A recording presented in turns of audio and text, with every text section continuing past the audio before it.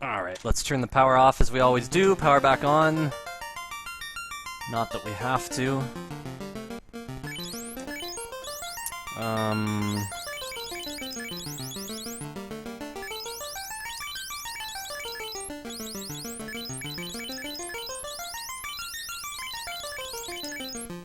Classic names.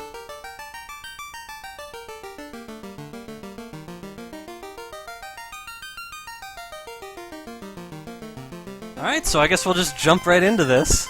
I'm nervous. I haven't done a Final Fantasy run in a while. The new route is amazing. It's not like there are like huge changes, like it's not like we're doing things in a different order or getting crazy different weapons or whatever. But the changes that are done are significant enough to save significant time. It is very new, One Fine Day. I have literally never run it before. Hey, Blywin, thank you for the good luck. Let's go. Bovinity, as far as I know, doing that would involve, like, removing it, which it's, like, not meant to be removed, and then reattaching it, like soldering it.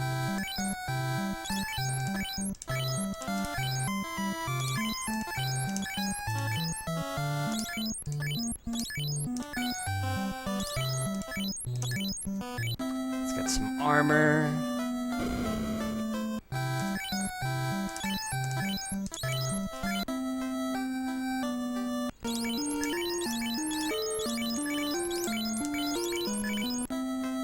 Hey Fen, welcome. Thank you for the good luck. You are most welcome. Okay, what are we doing here? What are we doing here? This is arguably the hardest battle of the entire run now. Let's see what happens.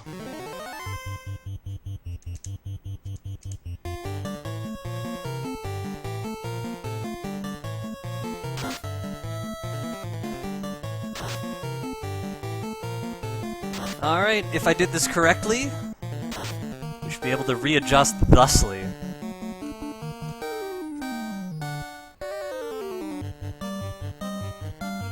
And the run is on! Arcus! Thank you so much for raiding, Arcus, much appreciated, good evening. Hope you are enjoying Dragon Quest XI, an absolutely amazing game. Thank you so much for the good luck. We are doing a full RNG manipulation run of Final Fantasy in an attempt to improve the world record.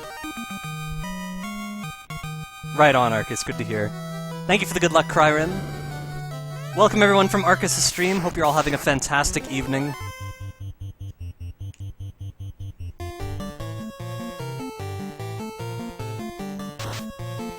Oh, it's a party, alright. So, with RNG manipulation, we can actually beat Garland in one round, but the reason we don't is because we need to change the RNG enough to set up a favorable next encounter.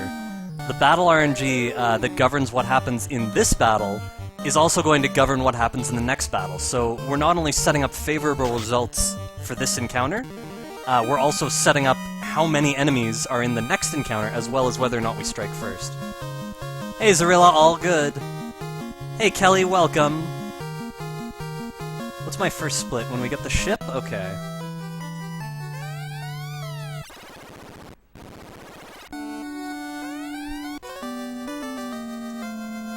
Yes, it is a 256.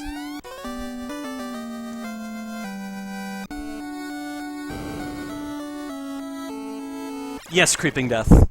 Your walking doesn't have to be time perfect, it just has to be step perfect, or relatively step perfect, because a lot of steps, you know, if we're going up and right, we can go like up, right, or we can go up, right, right, up, you know. There doesn't have to be too much specificity with that.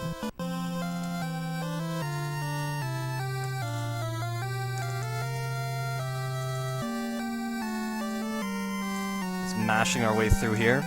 So the next battle can have as many as 9 enemies, and the reason that we had a 2-round Garland fight is specifically so that we can turn this into a 1-enemy battle. And that's what we've done. JXL, thank you so much for the 100 bits. Much appreciated. Next is a 4-wolf battle. 4 wolves is actually the minimum for this particular battle. There's no way to avoid that. So we're just gonna have to fight 4 wolves. That's just how it is. Now, I only got 1 armor.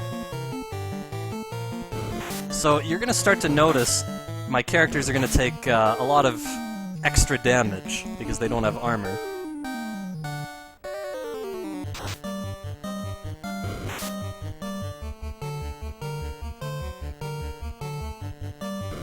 So pretty soon the theme of this run is going to be revealed. In fact, by the pirate battle, we're only going to have 1 character alive.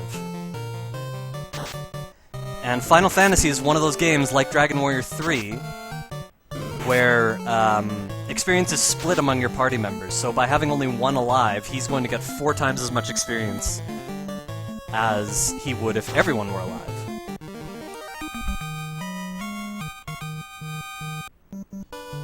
So a little bit more manipulation at the end there to make sure that we have 1 creep in the next battle and to make sure that we strike first.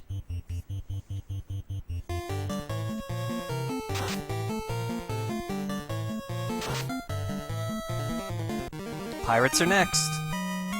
And yes, we're going to have to fight all 9 pirates individually. This is almost certainly the longest battle in the entire route.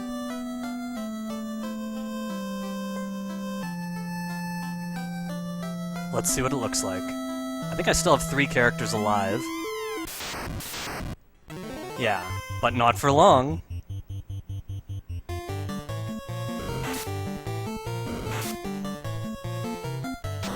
Not yet, Trent, but I did improve by 20 seconds. I'm now 20 seconds away from the world record.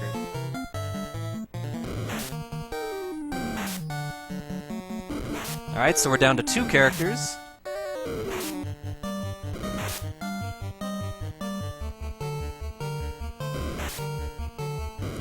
And the sooner we lose that other character, the better, because we don't want 2 character actions every single turn when we only need 1 character alive.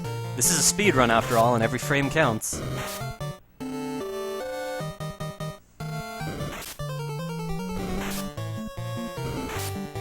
Hey Radazan, thank you for the good luck.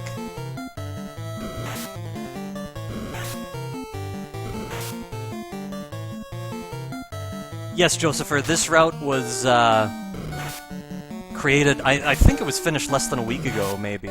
Somewhere around there. And I have never run it before.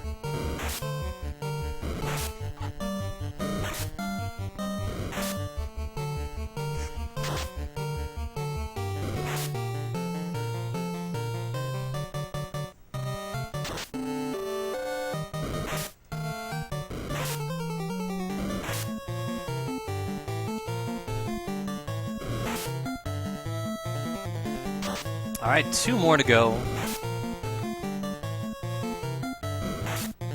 And then on the last pirate, we're going to do a little bit of manipulation to set up our shark battle coming up, so that we get first strike.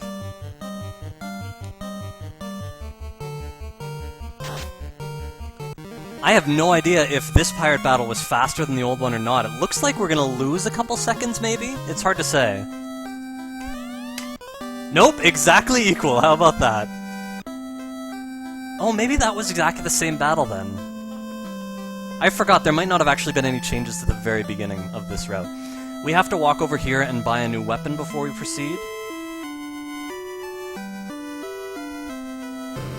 We're on pace.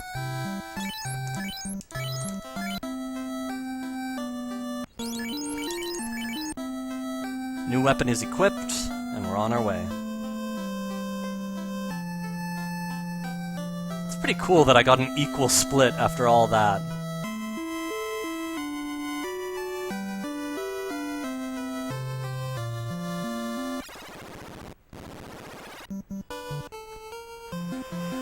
See, now normally in an unmanipulated run, we would go down there and fight some ogres for now. But in a manipulated run, we can basically do a beeline for the end of the game. We basically stop for nothing. We never have to grind because we gain experience so quickly.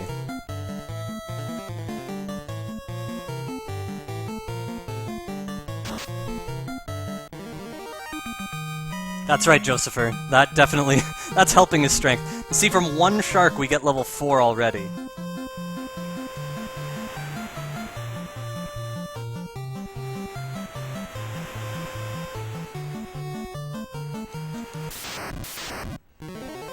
Now again we get chance to strike first.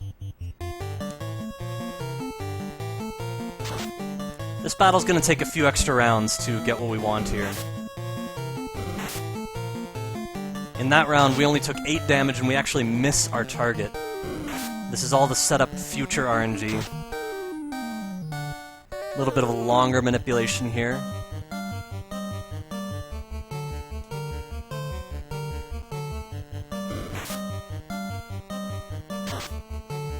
And finally,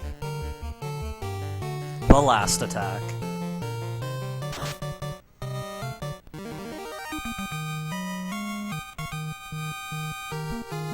And that one battle also got us another level.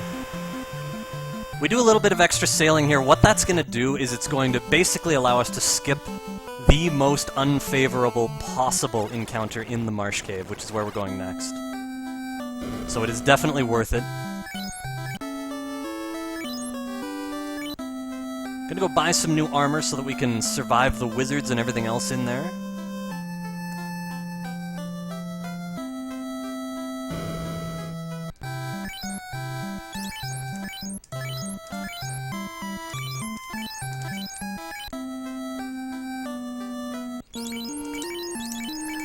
Armor is equipped. We'll exit back out of town. Yay, he didn't get in my way. Excellent.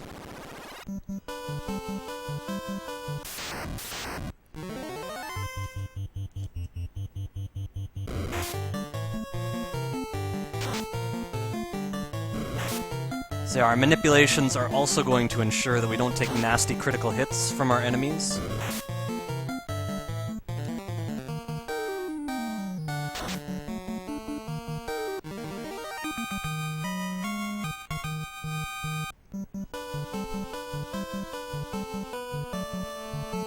We're gonna get 3 of these Ogre Creep combos in a row. Every single one of them is exactly 1 Ogre and 1 to 3 creeps, and of course we're gonna ensure that there's only 1 creep every time.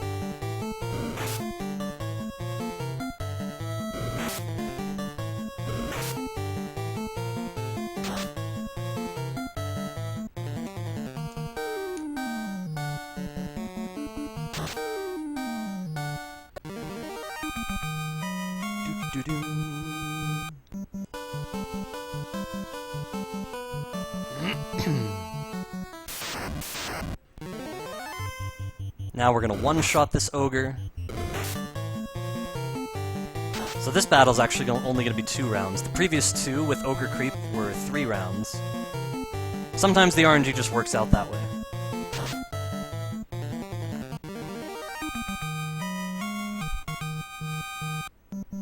No, Josepher. I mean, not currently. Technically, it might be possible in a variety of scenarios, but currently we have no backups routed.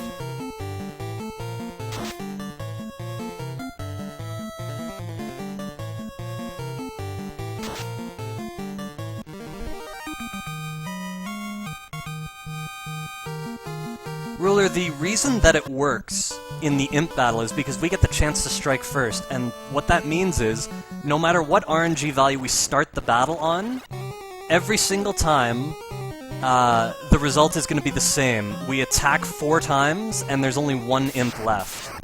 That is absolutely imperative. The problem with doing that in the pirate battle is we don't know if we're going to kill a pirate before it gets the opportunity to attack or not. And therefore we can't control how much the RNG advances. That's the problem.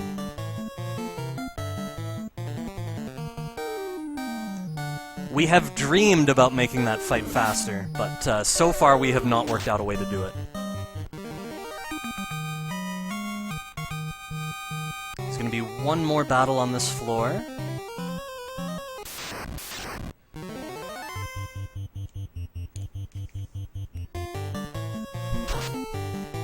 Yeah, you're welcome.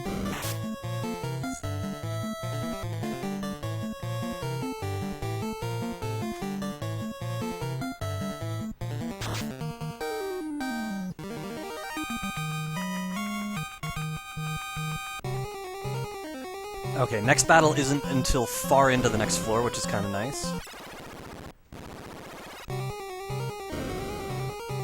We're gonna go on the left side of this building, pass over the door.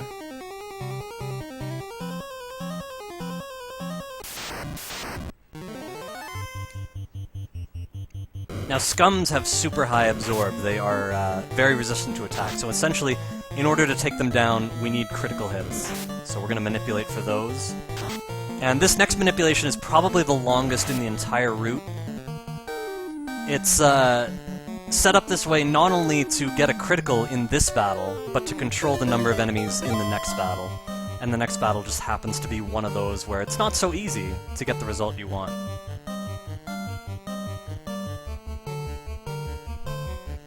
Uno Squid, thank you so much for the 100 bits, much appreciated. Thank you for the Agama fact as well.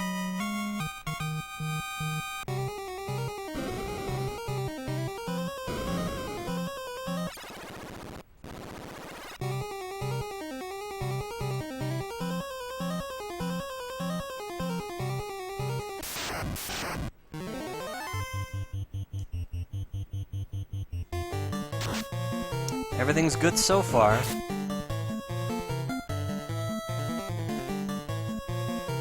This is actually the last battle before the wizards, so again, there's a really nice gap here. We're gonna pick up some treasures here. The house is very useful for healing before our re-entry to the Earth Cave. And the iron armor is a nice upgrade that it turns out we don't actually have to equip yet, so I'm not going to equip it until the next time I have to equip something else. And we're on to the wizards. Now I have to imagine, with all the reduced battles and reduced menuing and everything, I have to imagine this next split is going to be faster. But I don't know. I guess we'll find out shortly.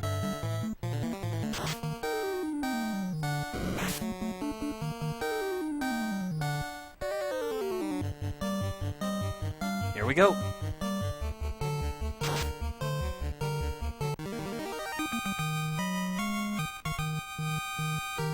Oh, it's gonna be close, but I think we're gonna be slightly behind.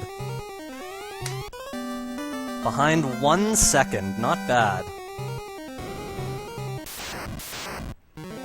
1, 2, 3, 4, 5, 6, 7, 8, 9, 10, 11.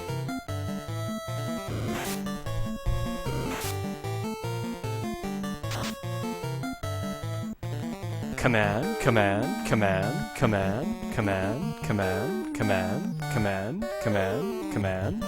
Couldn't resist doing that at least once.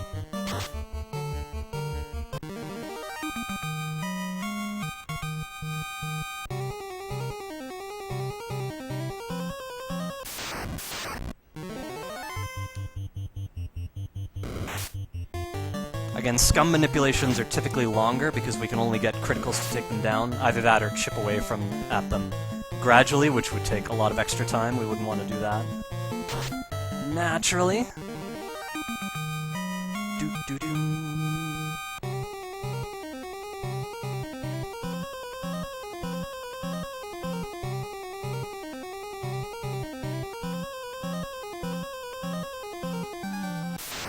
Actually, this is kind of a long one, too. This has to do with the next battle. The next battle could have a crawl in it, but we want to make sure it doesn't have a crawl in it. And we also have to make sure that we take out the muck in one attack, which is not yet guaranteed. We're not that strong yet, but we got a critical there.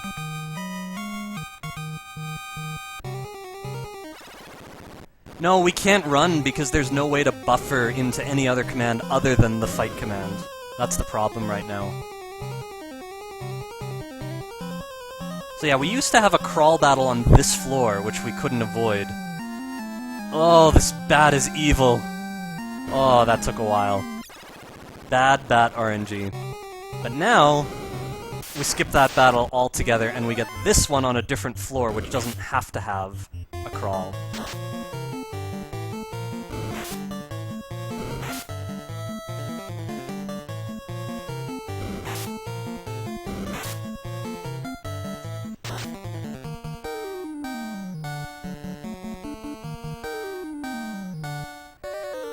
So already that bat has potentially put us behind. Bad bat, bad! Next is a muck. A much quicker manipulation than we had to do on the last muck. Oh!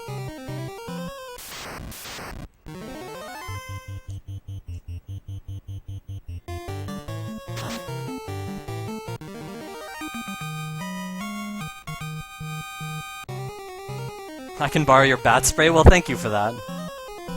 I'm doing awesome, Chatternook. Very much I've been looking forward to doing this for days.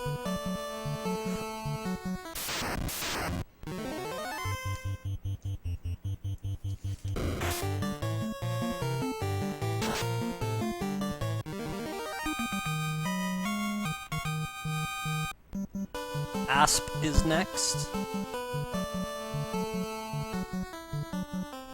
And we just hold A for the quick attack. Yep, Cope Nope is what we're looking for, among other things. Yes, no business. fcoughlin currently has the world record. This is the third time he's taken the world record on Final Fantasy. He is the router of all these brand new routes, and so he's the person who gets to run them first. And it's always exciting to see a new route, and this time I get to try it out.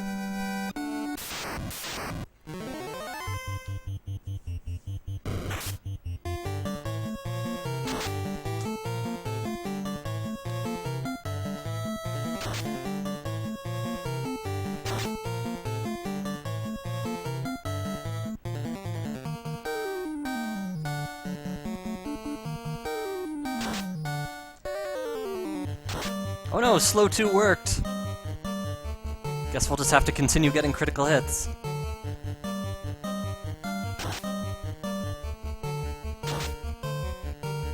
Fast means his most dangerous spell is coming up next. I always forget if it's Lit 2 or Fire 2. What's my next split? TNT? Okay. I did Hot Pockets! And now I'm going to attempt to take it back again.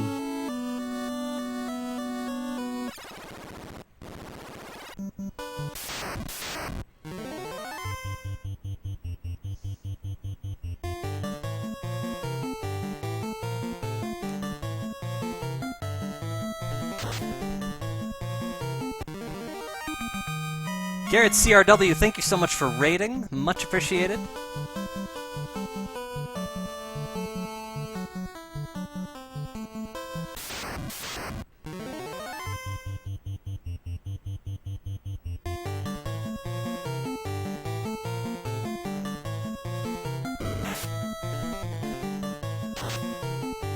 Good so far, Garrett. This is my first attempt of the night, and everything's going smoothly so far.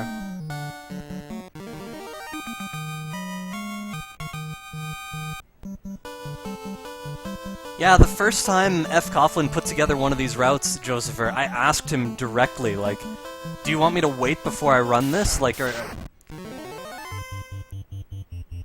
you want to, like, have the world record for a while? Because I told him, like, he certainly deserves it. And he said, no, I want you to run it, like, right away and try and lower it as much as possible. So basically, he's in it for the communal effort to make the world record as good as possible, and that is so noble and so admirable.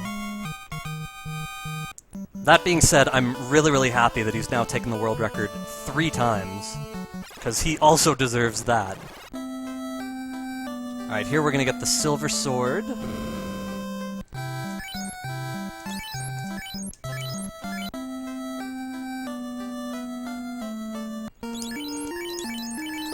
Equip, drop, and we need an in trip, and thankfully the elf is not in our way.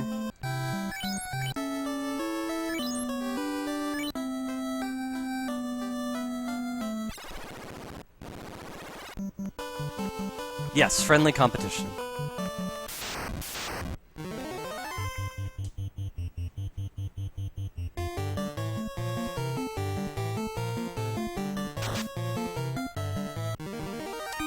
Alright, Shark is next.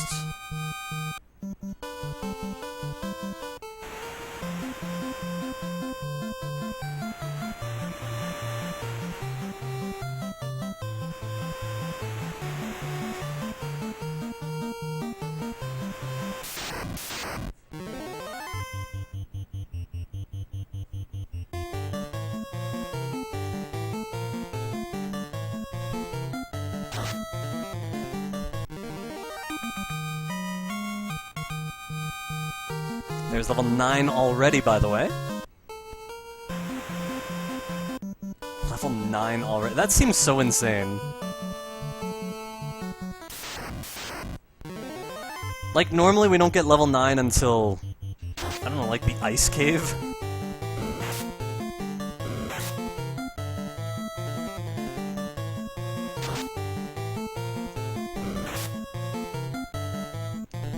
Hey, Hep86, welcome! Yes, we danned 3 fighters. Our 1 fighter is going to be alive for the rest of the run, just him. Again, we have a 4-wolf battle here. This is unavoidable, basically, in this route. Just gotta fight 4 wolves.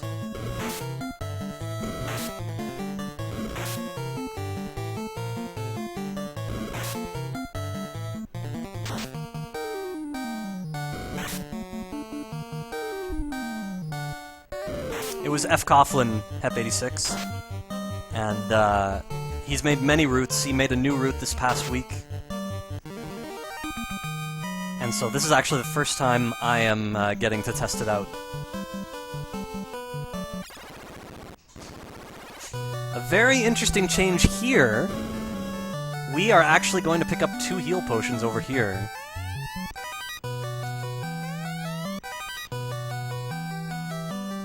Never done before in a manipulation route. Oh, thank you.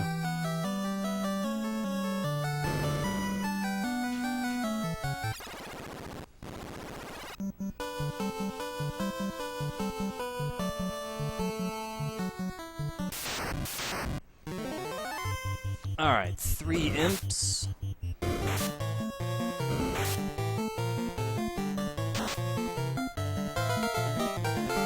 Subhype Omega Full, thank you so much for the 27-month sub. Much appreciated. Enjoy Final Fantasy. Yes, this does stay a single character run the whole way. There's no benefit to have from getting another character. I mean, it would be nice if we could use, like, the warp spell or something like that, but it just takes too long to level up another character to be able to cast it. Tiger Hair Ram, thank you so much for hosting. Much appreciated.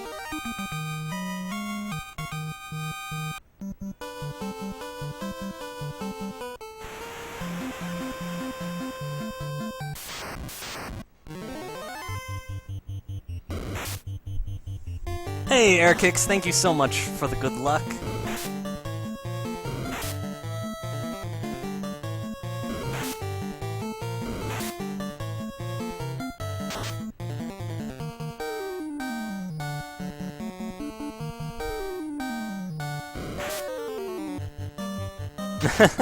Nice, Fen.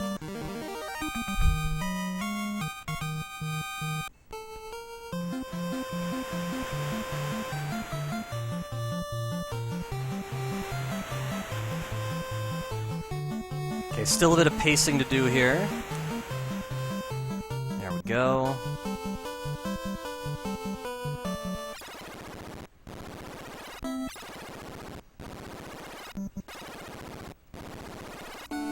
Let's go get the Mystic Key.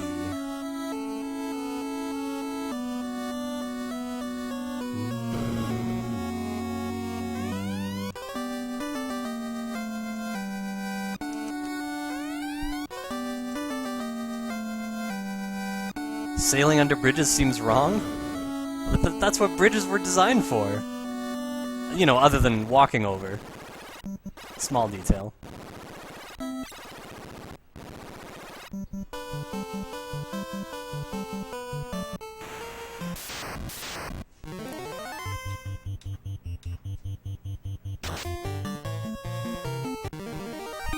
Alright, this is the last battle before the last battle in the water here. I'm going to shift to After Dark mode early. Subhype Chuck Norris. Thank you so much for the 8-month sub. Much appreciated.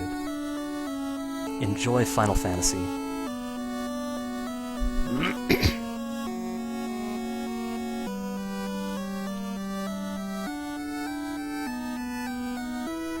Oh hey, this is another split, and we're losing more time.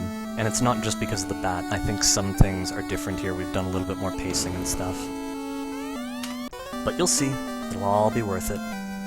We're gonna start saving time later.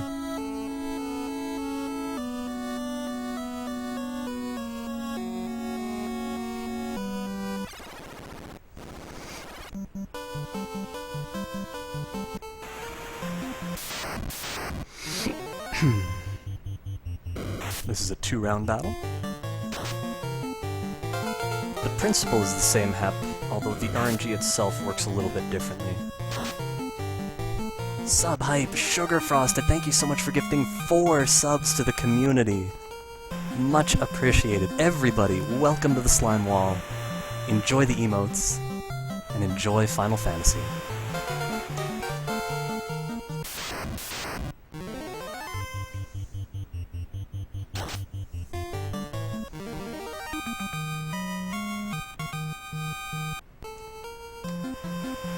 Little extra pacing here. This allows us to skip an entire land encounter, and we actually make it to the next cave without encountering a single enemy.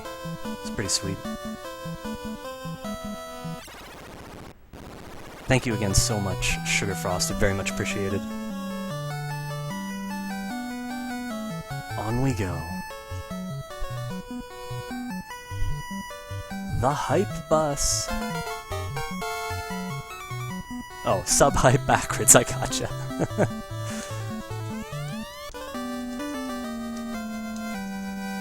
Now, we no longer have to get any treasure from this treasury, so we get to walk straight out of here.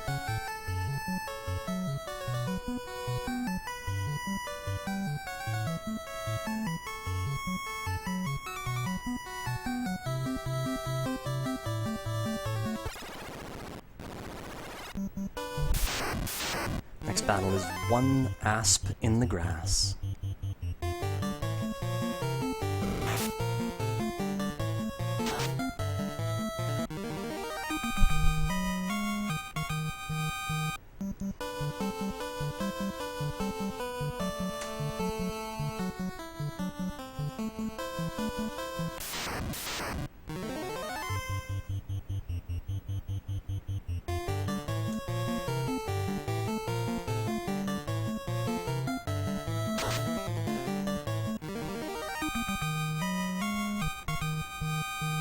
So yeah, we're going to be constantly taking great care to make sure we do the right things here.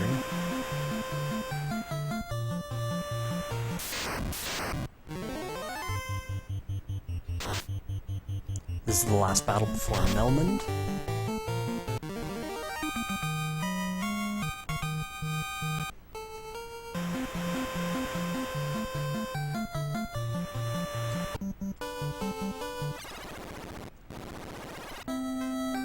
Selling our wooden helmet.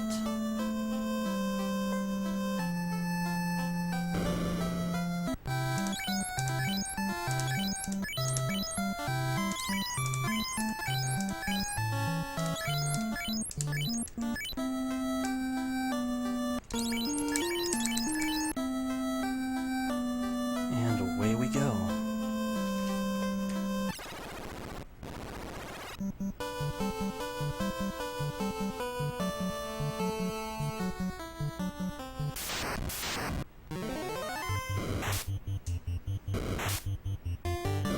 Three shadows.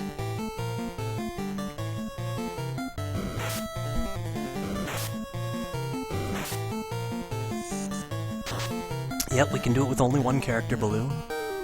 And that's what we want, because he levels up faster, and we don't have to wait for to watch the gains, the level gains of the other characters. Essentially, it's faster in every way. Sleepy people in nightcaps. Yeah, I totally agree.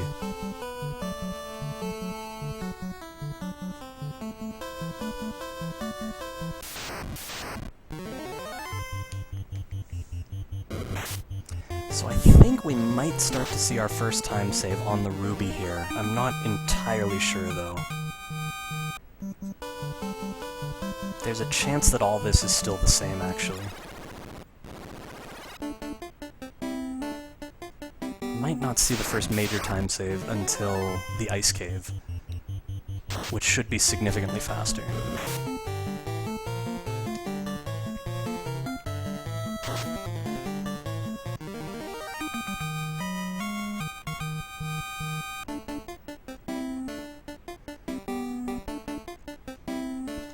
We have to take another battle on this floor.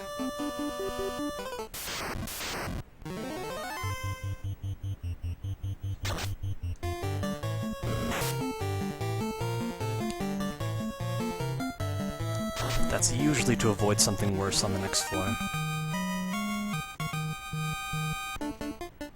So let's see what we got.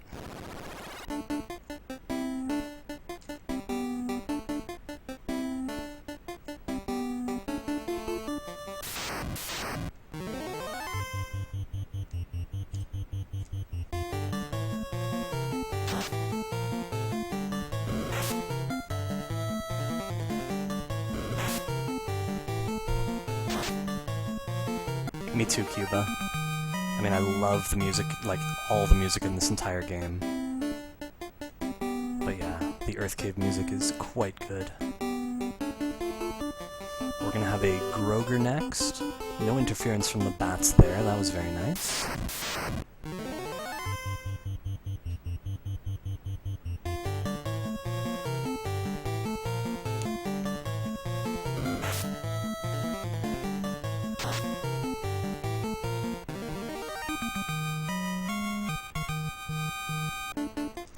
Next battle is 2 Spectres, 2 Geists. That's the minimum for this encounter, and it's a rather common encounter on this floor, so we're definitely going to get it multiple times. Just kind of an unavoidable inevitability.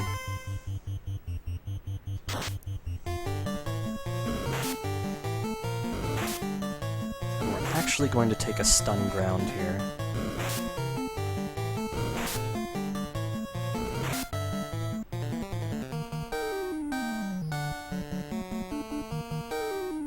This manipulation is to ensure that we don't get stunned again.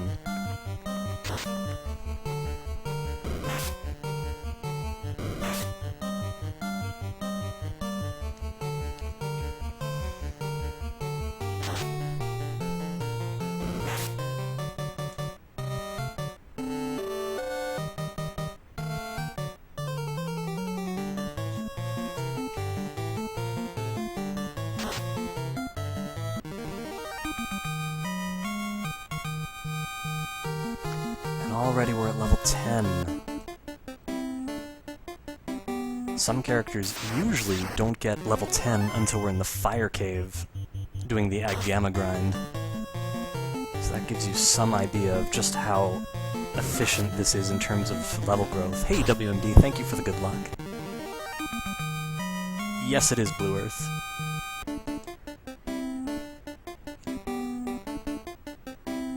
Wow, the bats look really friendly today.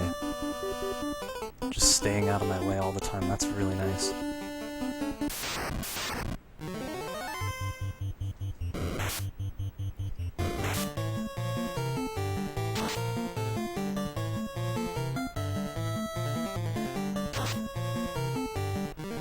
Vampire's the next battle.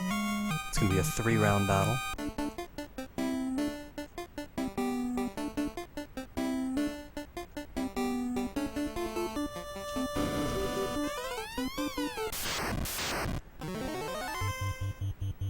And at first, it looks like we're going to save time on this next split, but the reality is, we actually have another battle before we can pick up the treasure chest.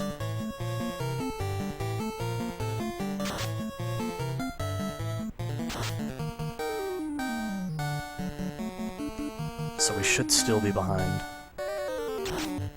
Again, it's not until the Ice Cave that I think we're really going to start picking up time saves.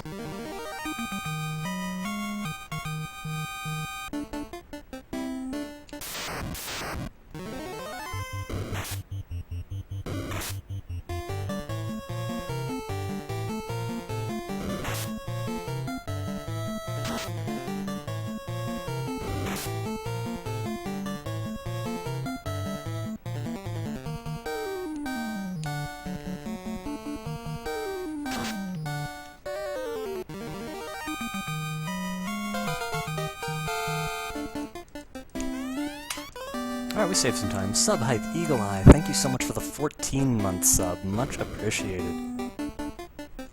Enjoy Final Fantasy. Whoops.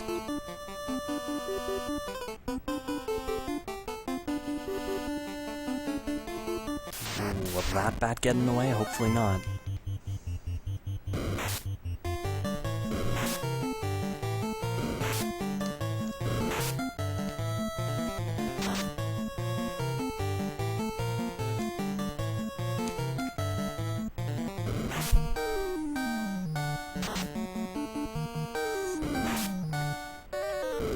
Oh, I am very glad I have water. Just had a chicken korma for dinner. Quite zesty.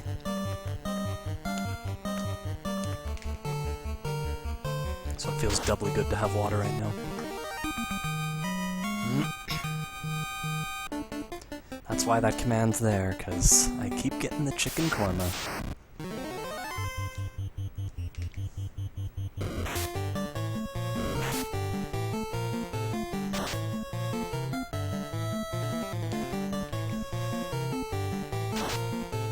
So 2 manipulations here.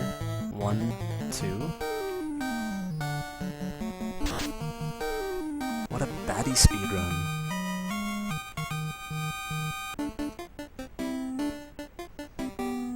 These bats are playing so nicely right now, it's beautiful. That's awesome.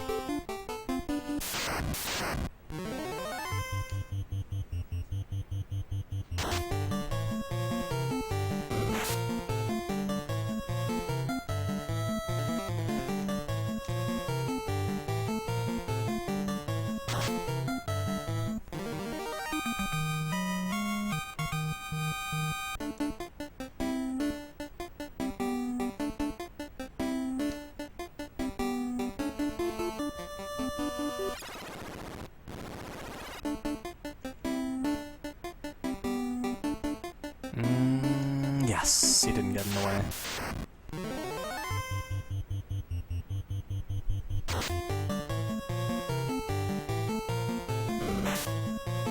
I don't think we ever have to fight bats, but in a lot of runs in the Earth Cave, bats will get in your way. Like, there are a few rooms there where there are a lot of bats clumped together, and it's not that easy to get through without them blocking you a bit.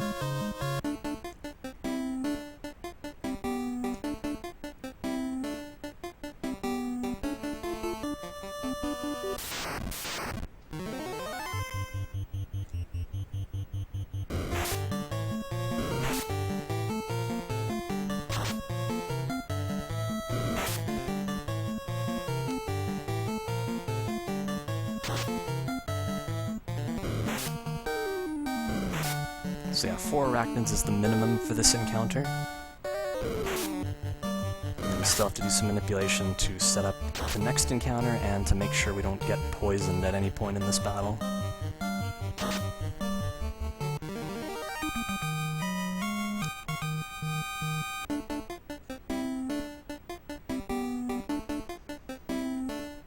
Next battle's on the next floor.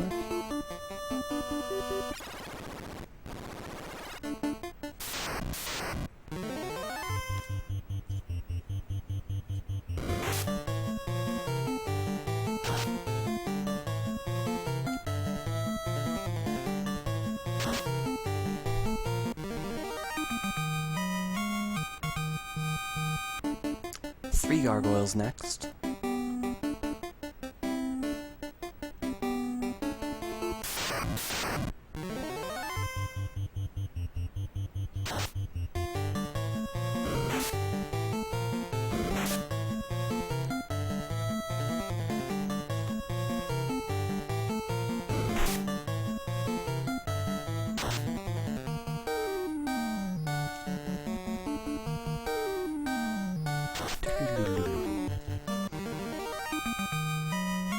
It really is blue. I love speedrunning so much. So over time, I will eventually speedrun every NES game that there is. A very lengthy project, of course.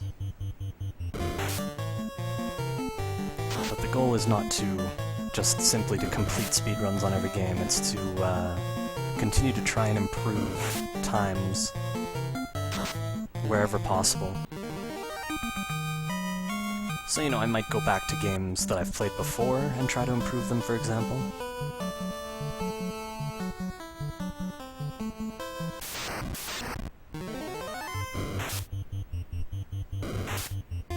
Oh, absolutely, someday we'll see Ghostline.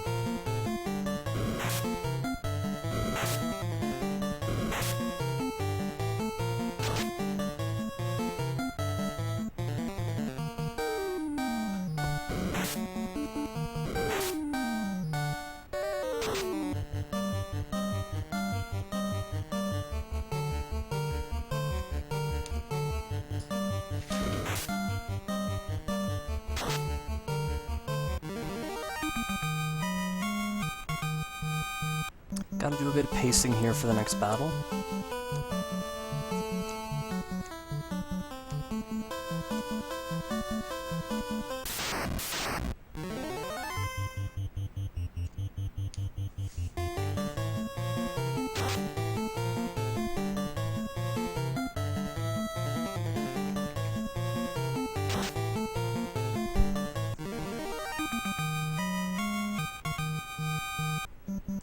Oh, I should clarify, when I say every NES game, I mean every official licensed North American released NES title. So there is no emphasis on unlicensed games. Which is kind of unfortunate, because I have played a few unlicensed games that I really like, and I would be happy to speedrun. But my primary focus is the North American releases. And licensed titles. Shadows are next. This will not be the last shadow battle out here.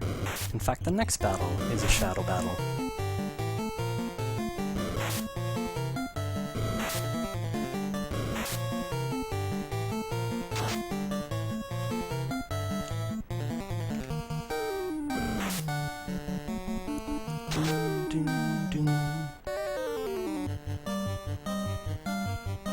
Action 52 is also unlicensed. Kind of a shame, because that would be an interesting cartridge. 52 different games to speedrun. Although I'm not sure if all of them fit the bill of speedrunnable. Like, if I recall correctly, the first game is a 2-player game, and it's just like, fight your opponent type thing. I don't think that's speedrunnable.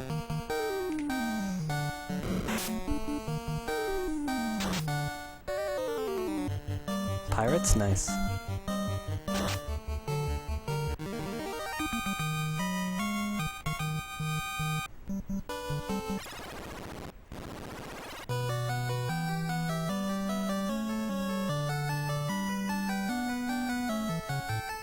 This is where we get the rod, and I do have a split for this.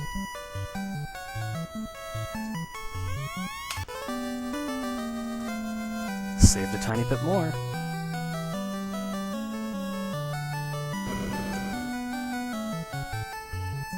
Again, there should not be another significant time save in the Earth Cave. It's going to be after the Earth Cave where things start changing.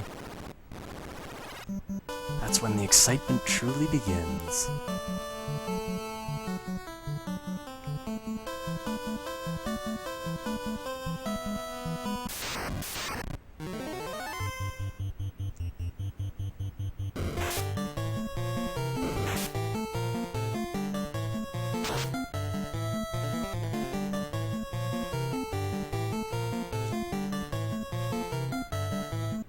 Yeah, I've heard a lot of things about Action 52 games.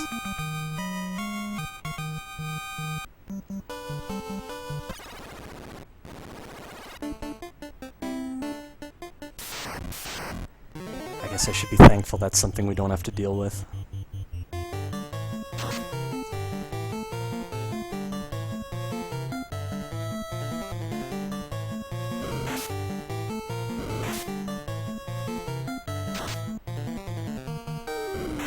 So nice when we get strike first in a battle like this where we have 4 enemies. So the other 3 don't get the chance to act in the first round. That's really nice.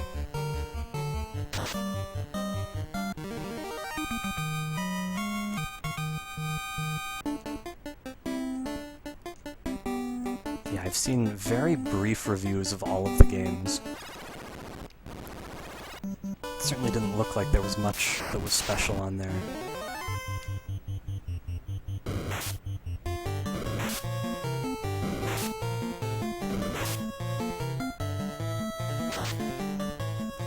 I will tell you guys that in general, some of the worst NES games ever made make for some of the best speedruns.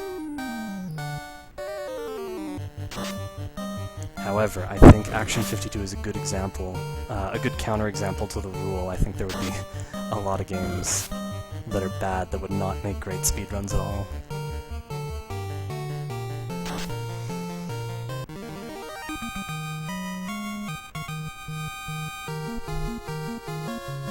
Were you disappointed back then, Tadaru, or did you enjoy it?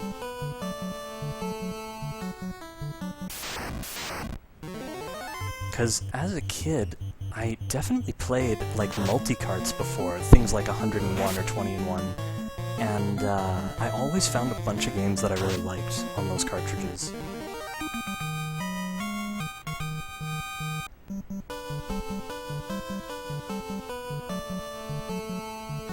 One more battle before our return to the Earth Cave.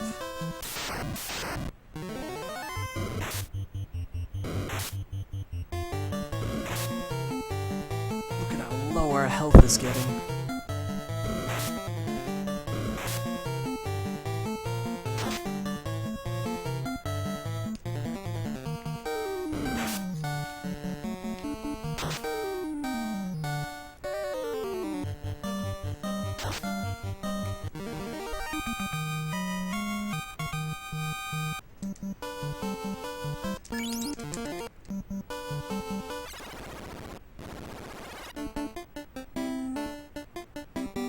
Next enemy's a bull. We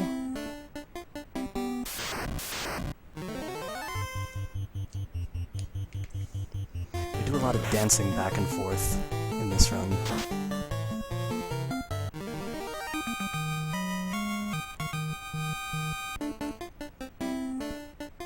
It's the only enemy on this floor, and next is a bull on the next floor as well. And again, we can't buffer our way into the run command, so every enemy we encounter we actually have to defeat.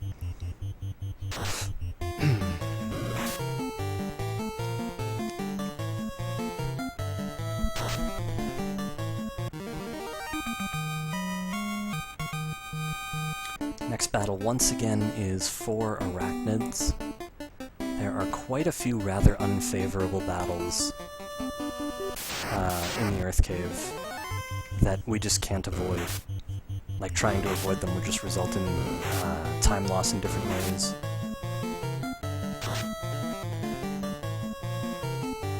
So we just have to fight 4 arachnids in a row, one by one.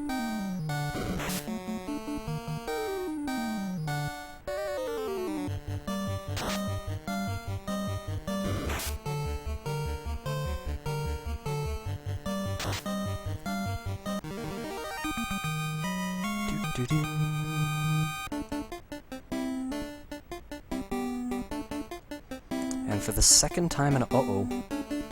Oh, bad bat. That's evil. For the second time in a row, our first battle on this floor is 2 specters and 2 geists.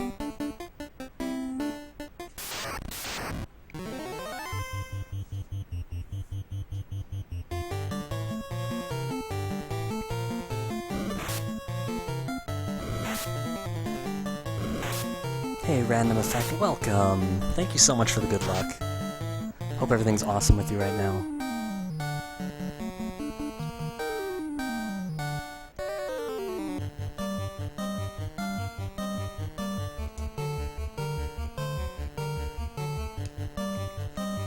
Again, it's typical to have slightly longer manipulations in battles with geists because they are so likely to land a stun, and you have to avoid all of those on every Geist attack.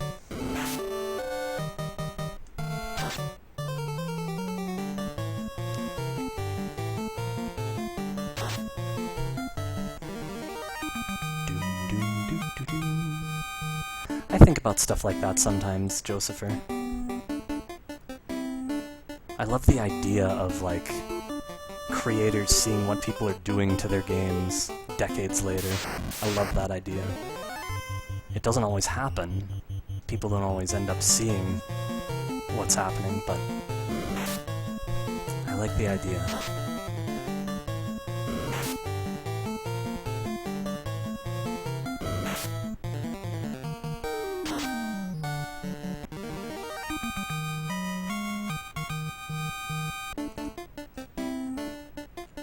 Alright, that bat played nice. This is a 2-round battle. Part of the manipulation to make sure that we only have 2 werewolves in the next battle. Hey Luers, welcome. Welcome back. Nice to see you again.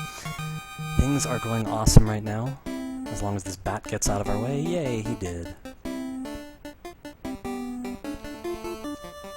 We got a long walk here before the werewolves. Uh-oh, there we go.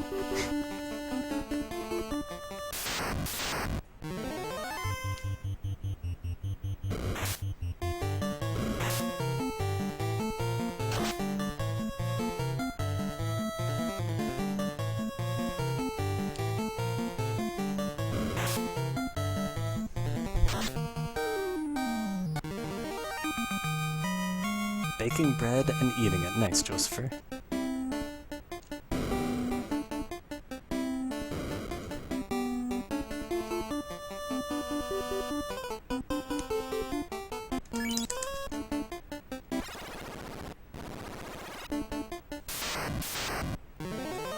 One, two.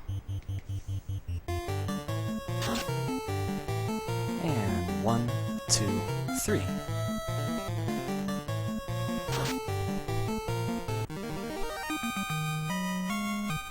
Ooh, sourdough. Sourdough's good.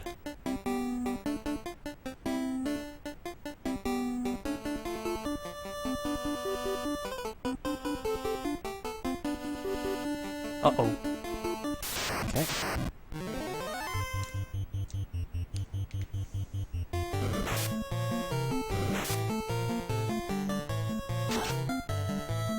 And 1, 2.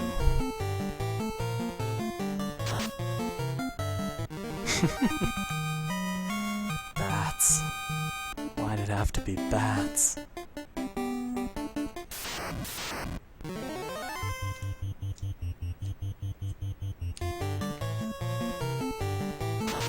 Interesting that they put so many in here.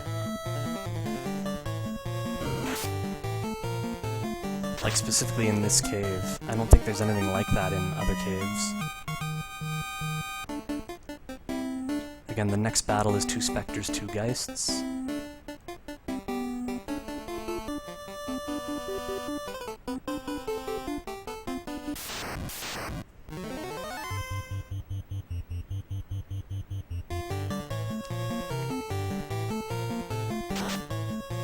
So the distance between each battle as we roam through the Earth Cave is always going to be the same. Like, that's not to say that the distance between every battle is the same, but, like, for example, the distance between Fight 34 and Fight 35 is always going to be the same number of steps as long as we're not traversing a different environment. Like, for example, in the ship, the encounter rate is lower, which means, on average, the step distances between encounters is going to be greater. But if you're just walking in the Earth Cave, you're always going to have those consistent distances running the same route. We've got 4 arachnids again.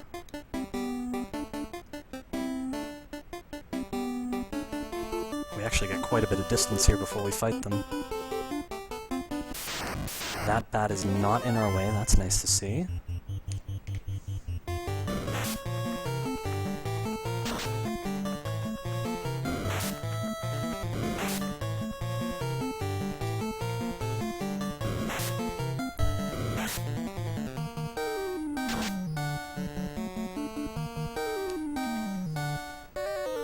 So yeah, this split should be about the same.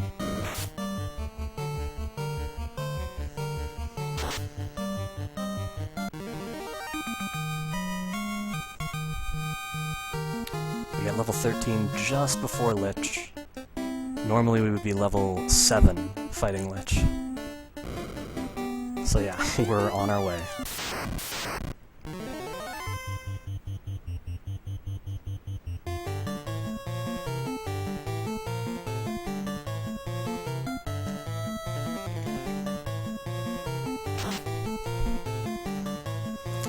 Here we enter a nice loop.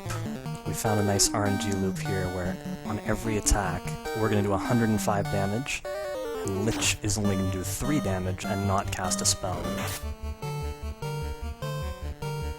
So it only takes 4 of these to defeat Lich, who only has 400 HP.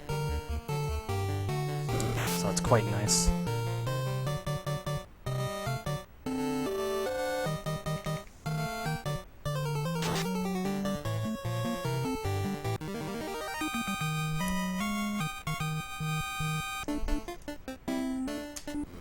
So yeah, split's just about equal.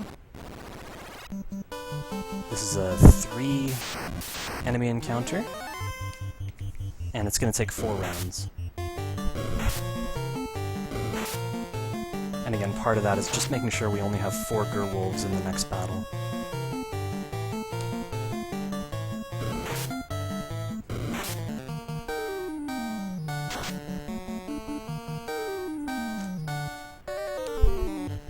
Oh, I like the countdown, Trent. Thanks for that.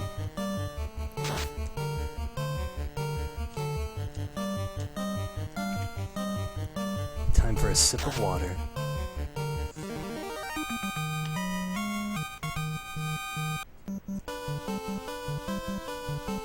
If there's one thing to be learned from this, it's that when I'm gonna speedrun an RPG, I should get like 2 glasses of water before I start if I just ate chicken korma beforehand. Yep, made up 0.3 seconds already. After the canoe split, that's where you're going to start seeing the much larger gains come in. At least we should. I hope we do.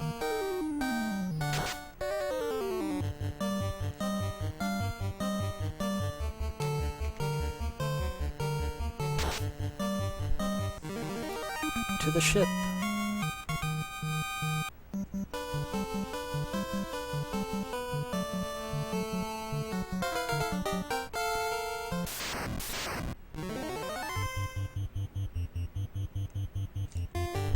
Sub hype. Mr. Super Duke, thank you so much for the Twitch Prime sub. Much appreciated. Welcome to the Slime Wall. Enjoy the emotes. And enjoy Final Fantasy. Next is a Kizoku we just attack.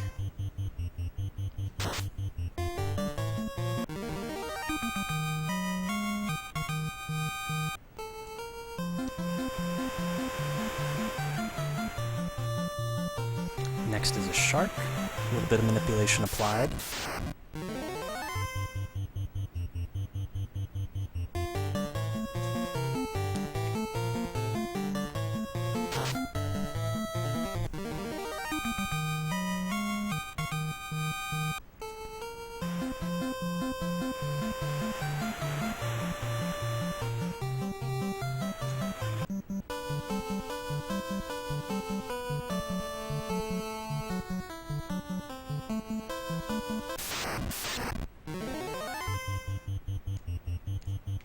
This is the only Pede that we're going to fight in this run, but I believe that this new route has us fighting not 1 but 2 Gerpedes in the Ice Cave.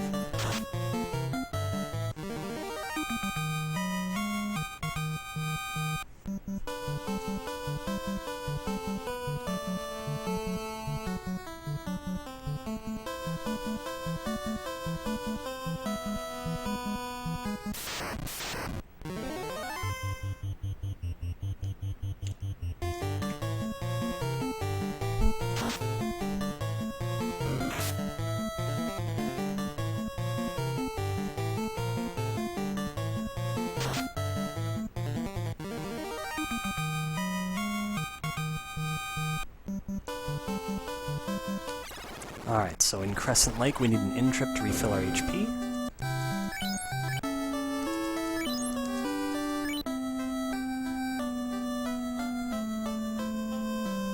And we need an armor upgrade.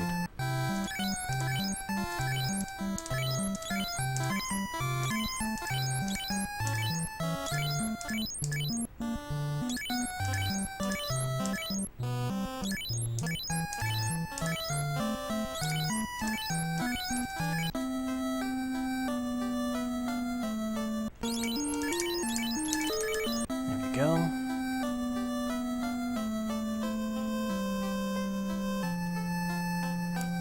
Now we just pick up the canoe.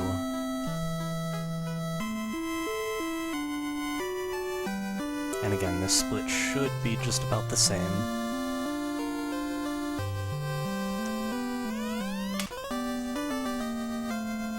Just 1 second back. Now we get to start seeing time saves. At least I'm pretty sure.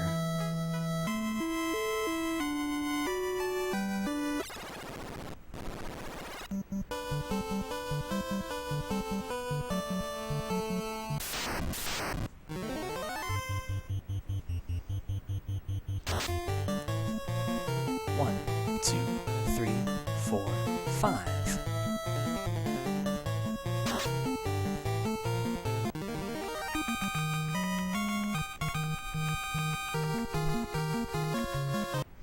Already level 14, normally we get level 8 inside the ice cave.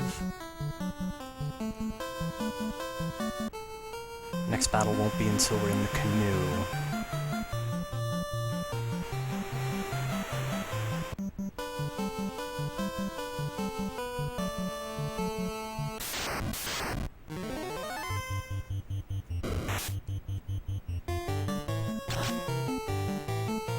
One, 2, 3, 4.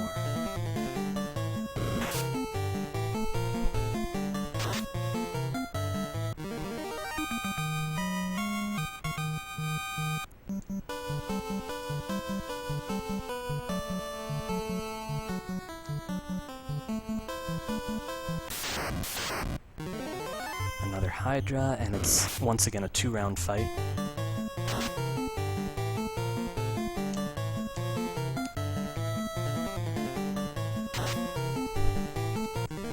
Hey Selfless, thank you for the good luck. No, these time losses are not a concern.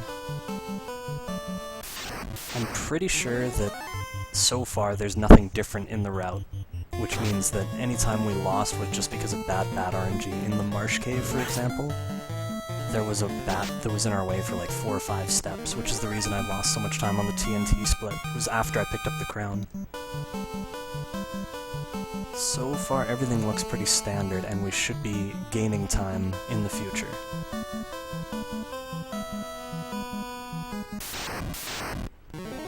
Starting with the floater split. I believe the biggest time save actually is going to be when we pick up the tail. I could be wrong about that, but I think that's right.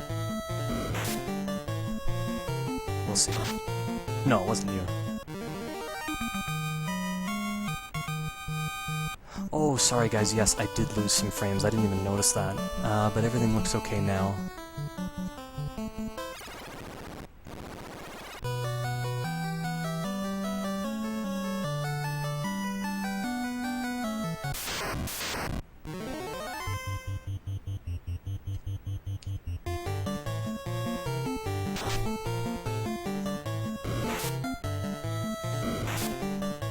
Hey, Mr. Penfold, welcome. It's going perfectly so far. Bit of setup required for the next battle, so we're not going to one-shot this wizard. We're going to beat him in 2 rounds.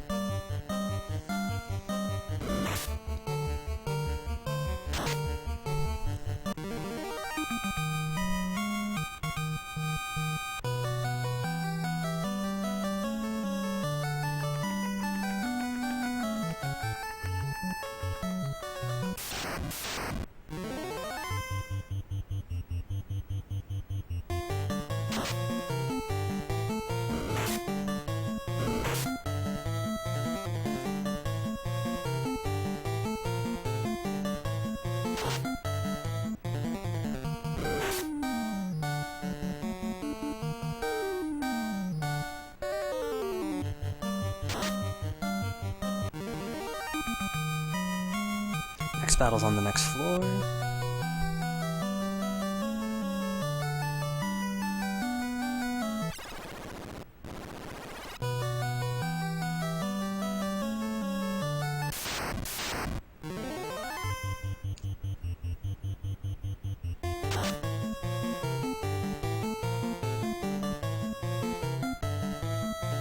Same thing with this Wraith, we're not going to beat him in one round.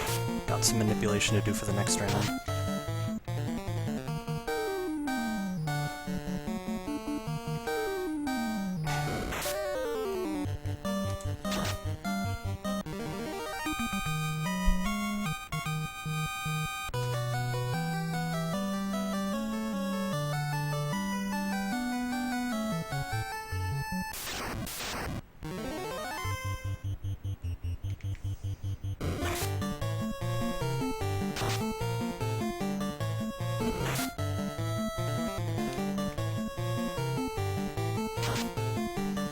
Alright, the next battle is a sorcerer.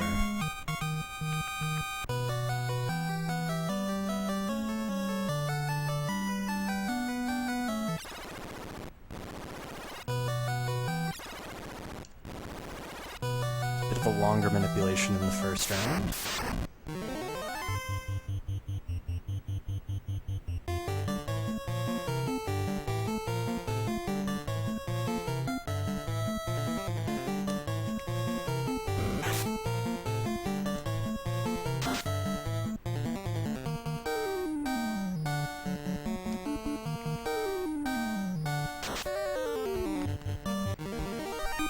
Surprisingly, this is the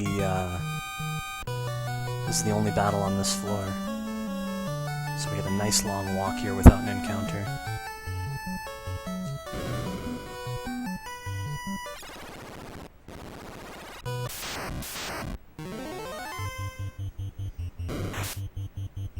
This battle can have as many as 9 enemies. We manipulated so it only has 1, which is awesome.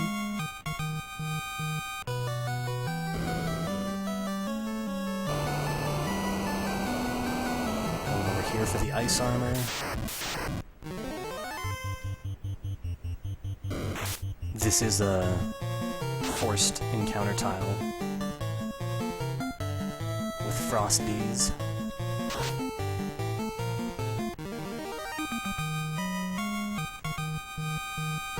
Here's level 15.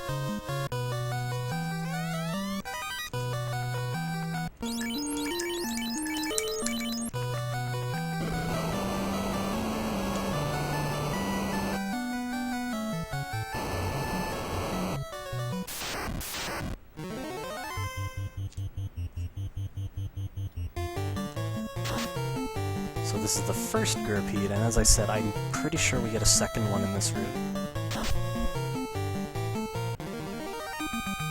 So yeah, we should be picking up the floater faster than we used to. Because we used to go down and left here and get some gold in treasure chests. And the primary use of that gold was for the Pro Ring, but we're now skipping the Pro Ring. We actually don't need it. We're going to get the Opal Gloves instead.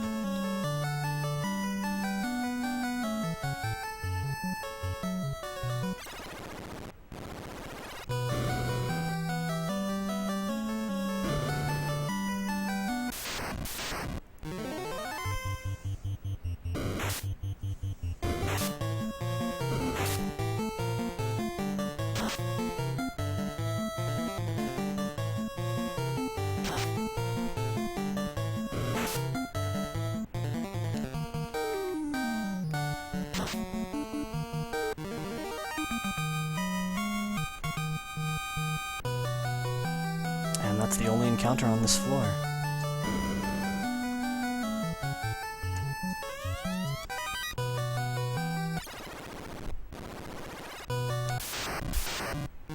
So yeah, we're significantly ahead right now. This is what we wanted to see.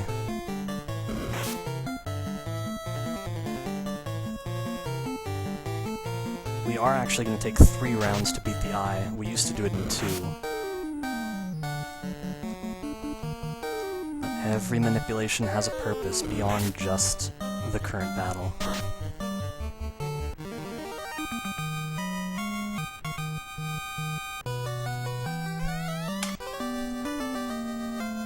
Oh, those are my splits, Sejuta. From my run, which used to be the world record as recently as a week ago.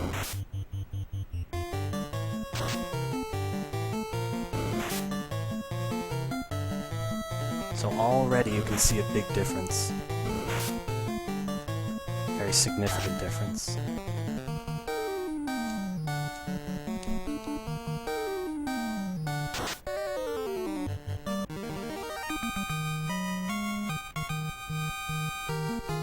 Level 16 already. Oops.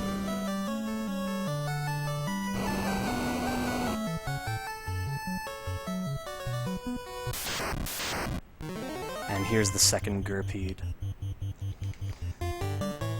Now, we still haven't saved enough time to get the world record, as the world record is now, I believe it's 1 minute and 49 seconds ahead of these splits. Like, at the end in total. So 1 minute 12 is not quite enough. I believe we're gonna get an enemy on the last step before the stairs here. Good.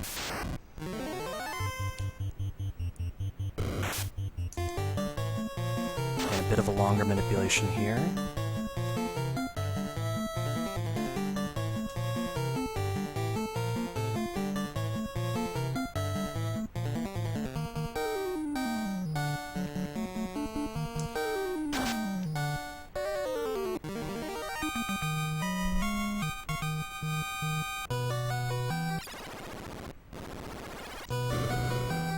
Oh, and that's the last battle in the ice cave, isn't it? Wow. Yeah, this route is so good.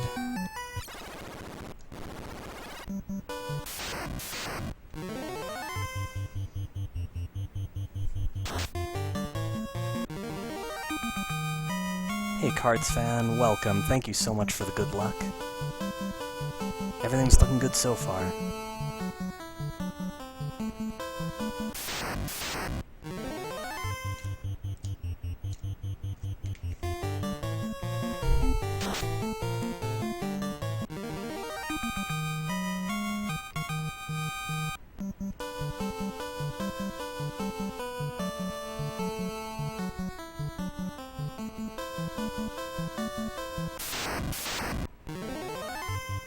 I'm less familiar with the locations of these battles. They're all... a lot of them are different than what I'm used to. The route is very different now that we did the ice cave differently.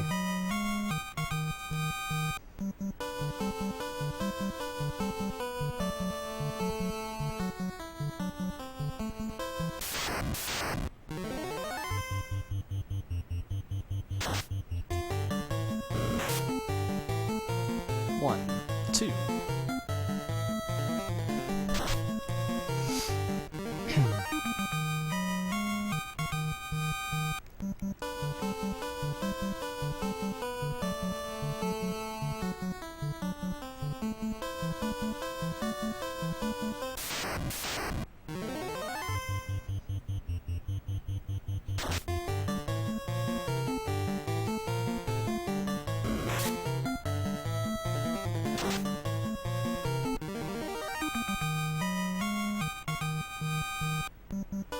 Alright, so another major change coming up.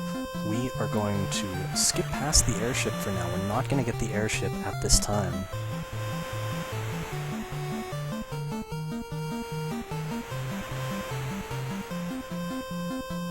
So normally we'd pick it up right up there. We're not going to do that until later.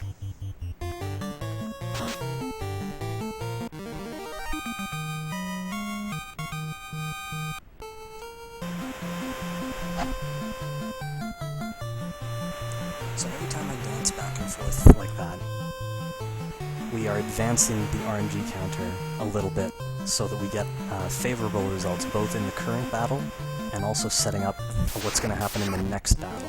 So you'll notice for battles like this, there's always only one Kizoku. There could be as many as 5, but our manipulations ensure that we only get one, and that makes the battle quicker, because we only have to fight one.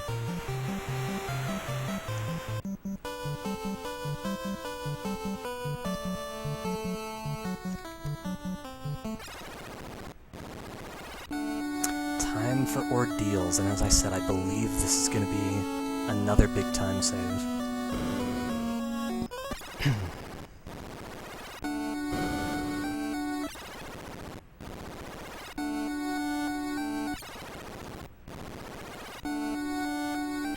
But we'll see.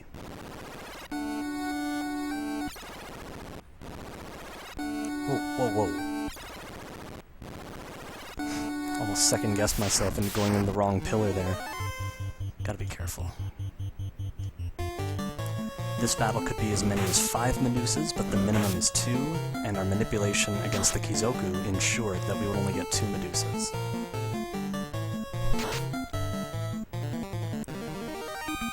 So everything we're manipulating for has to involve a lot of prep work, a lot of analysis beforehand.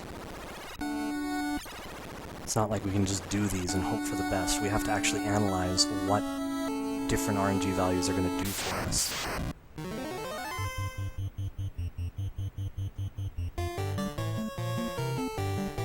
Thankfully, fcoughlin was able to write a computer program that would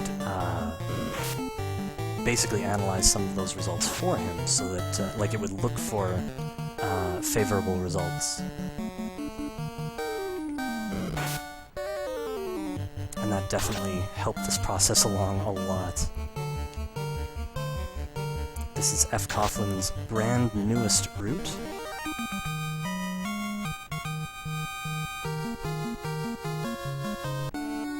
On single segment I do, Trent, yes.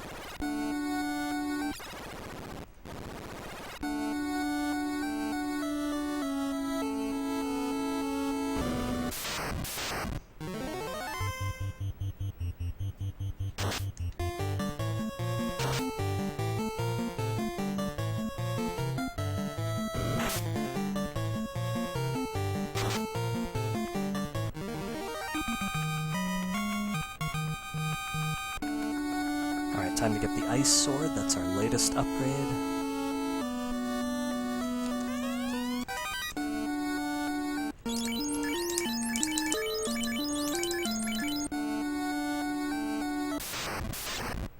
Two more Medusas.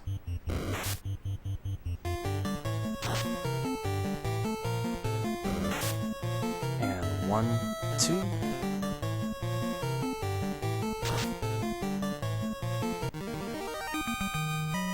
Alright guys, Zombie Ds are next.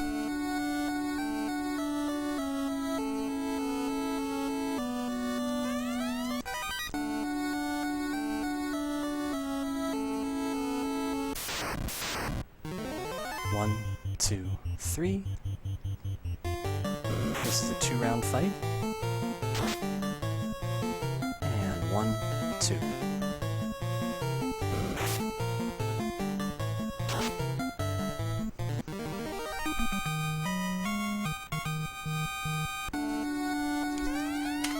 So, yeah, we're saving a bit of time. Just a bit. Now, there could be some give and take. I believe some splits will be slower in the future. So be ready for that. In the meantime, get your nanas ready. Na-na-na-na-na-na-na-na-na-na-na-na-na-na, Catman. I don't think there was ever a Catman in a manipulation route before. That's kind of epic. Maybe epic is too strong a word, but there you have it. Alright, 6 on the Kizoku. 1, 2, 3, 4, 5, 6.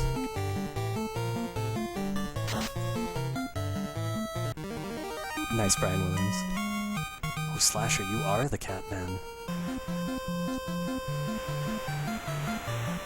Odd Eye is next.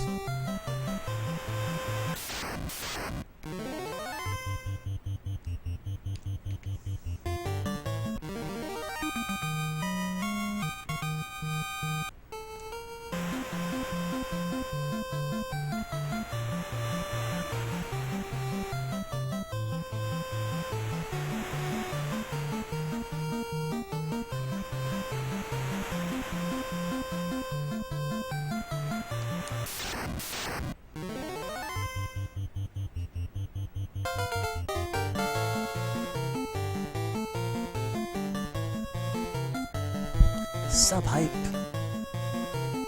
Trey Lesh. I'm not sure how to pronounce that, but thank you so much. Hang on a sec, I gotta focus for a second here, but thank you so much for the Twitch Prime sub, much appreciated. Welcome to the slime wall. Enjoy the emotes. And enjoy Final Fantasy.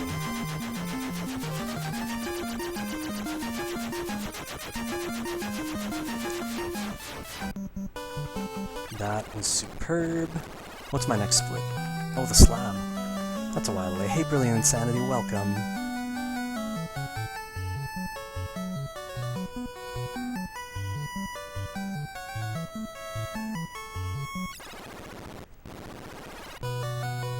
Everything going very well so far. As I say, I'm certain we won't maintain a 424 lead. I'm certain some splits are naturally going to be slower, either because of more encounters or longer encounters.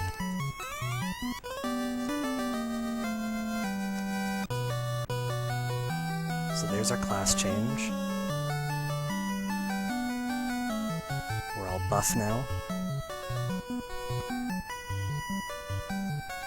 You're certain we're heading for a sub 215? That might be pushing it a little bit. Next we're picking up the bottle.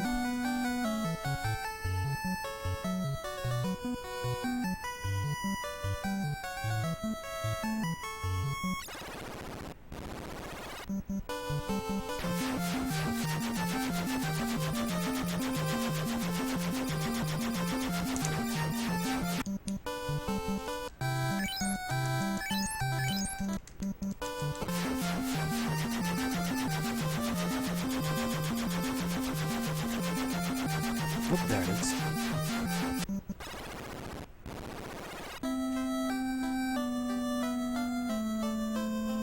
Alright, so an in-trip here, and for the first time ever, I believe, we are not doing any shopping in Gaia.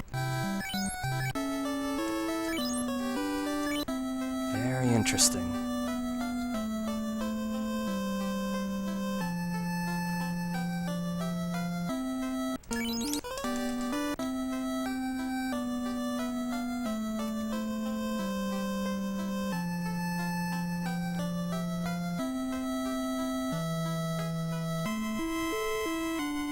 Have to take a long walk here to talk to the fairy.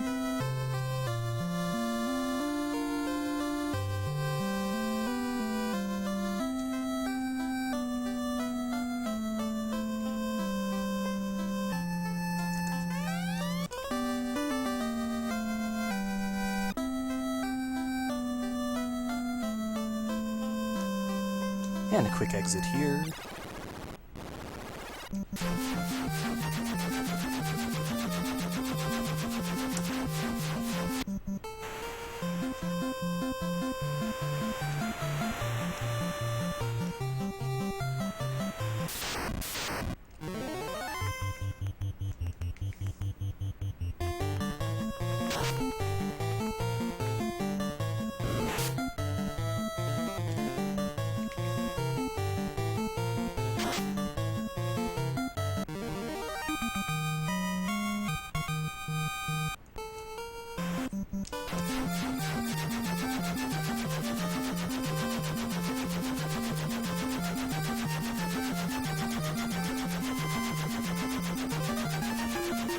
That's what we're looking for.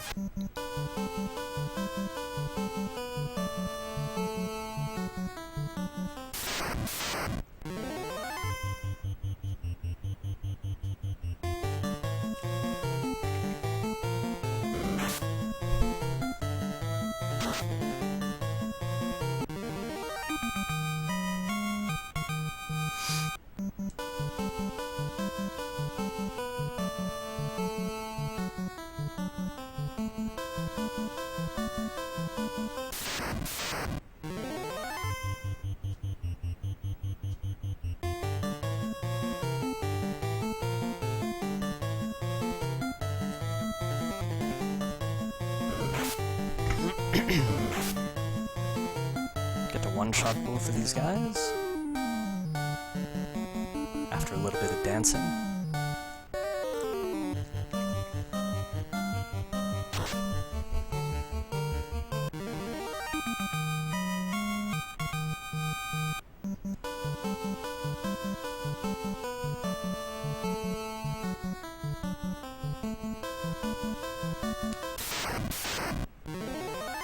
more dancing for the Ocho.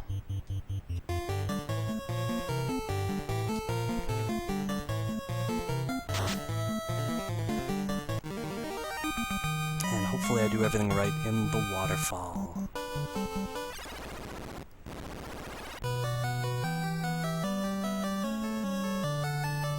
Okay, the bat didn't block, that's good.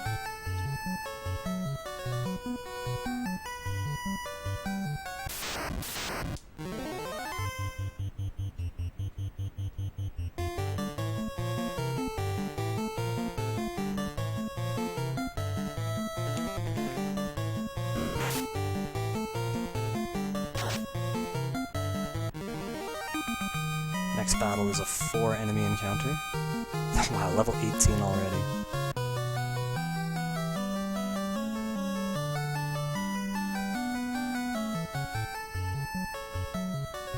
So we already have a higher level than we would normally finish the game with in a normal speedrun. I think we usually finish around level 17. And we still have 3 fiends to defeat, which means we are going to get more levels.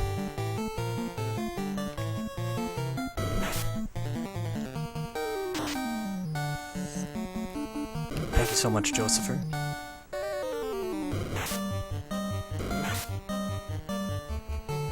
Everyone should be prepared for the possibility that we lose significant time on the next split just because the route is different. Not every split is going to be a time save. Thanks, Josepher.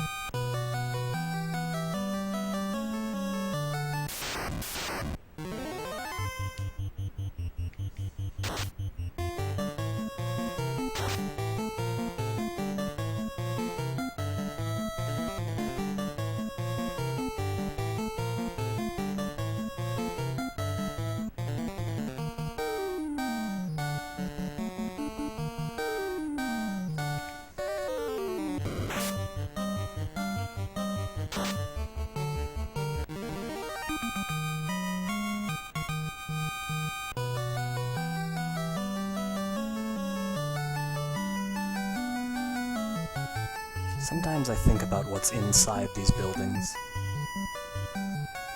They might have just been left totally empty, or there might be something in them, you never know.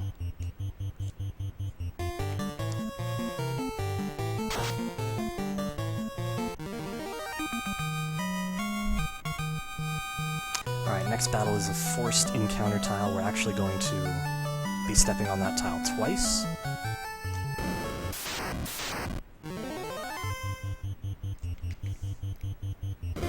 Here's the first time.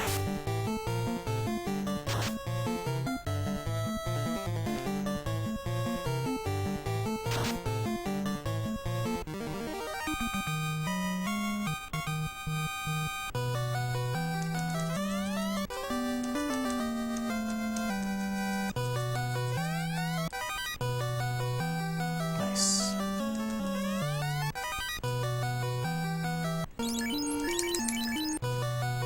Not equipping the ribbon yet.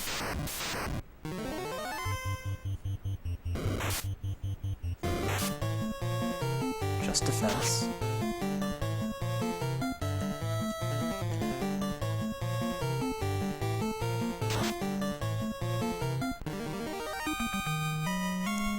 Next is a Mudgall.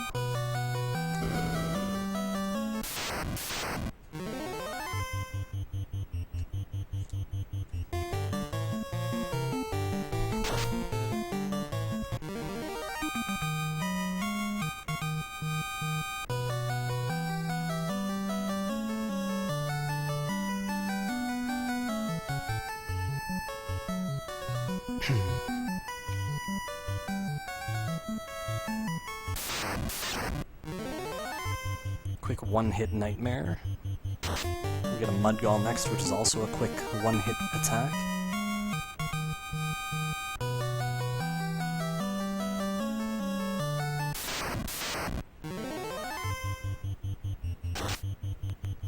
Some nice quick stuff happening here. But yeah, I'm absolutely certain we're gonna get back sometime on the next split.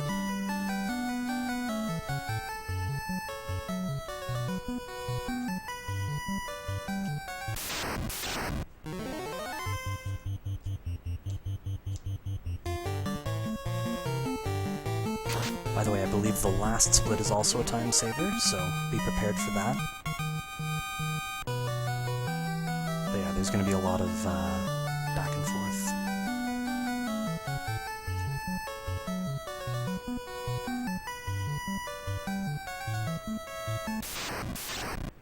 With a quick attack on a Mudgall, and that's the last battle of the waterfall.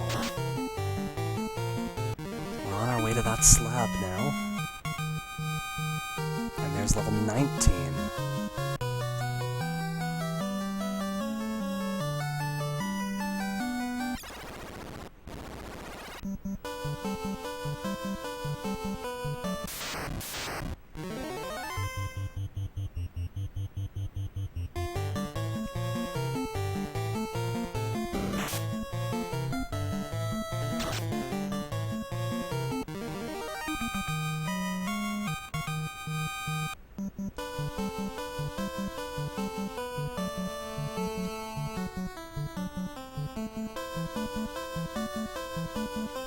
Here's an interesting combo. I don't think we ever had this before, an Arkarib and a Frostgator.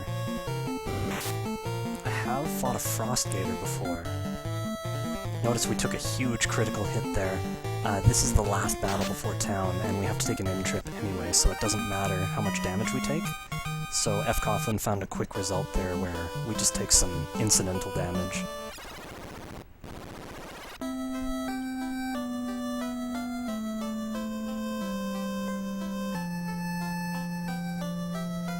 Have to take an in-trip here. It's a bit of a long walk to this inn, but we do what we have to do.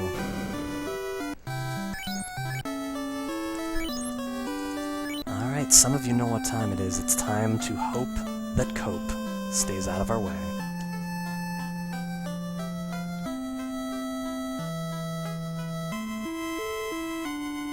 Yes, thank you, Cope.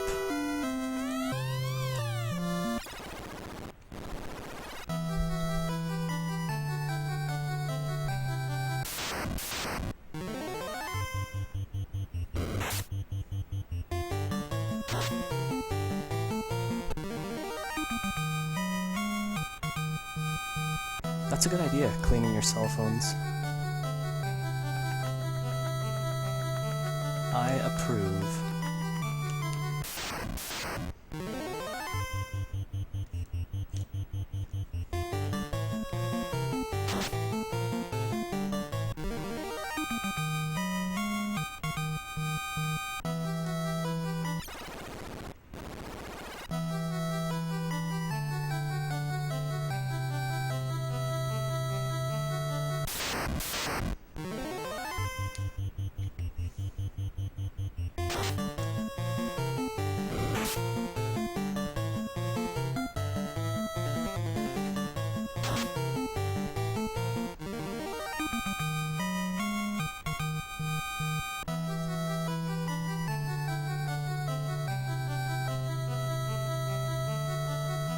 Next is a water.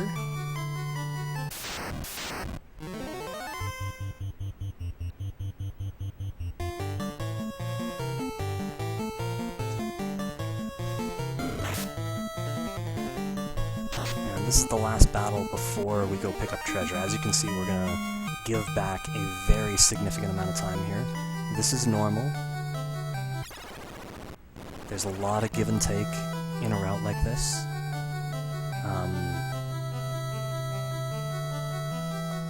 We're in a section where we might have more battles or longer battles for whatever reason, because the route is totally different, and the locations of the enemies are different, which enemies they are different. Still picking up the opal shield, very useful for our defense.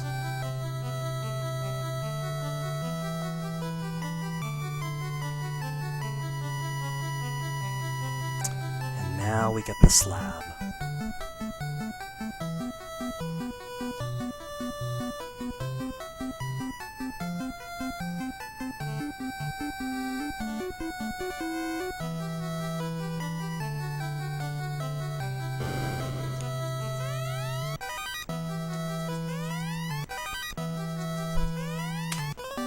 we go. Still a highly significant lead.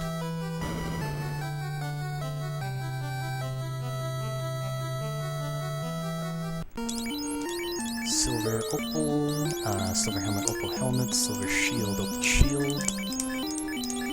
There we go.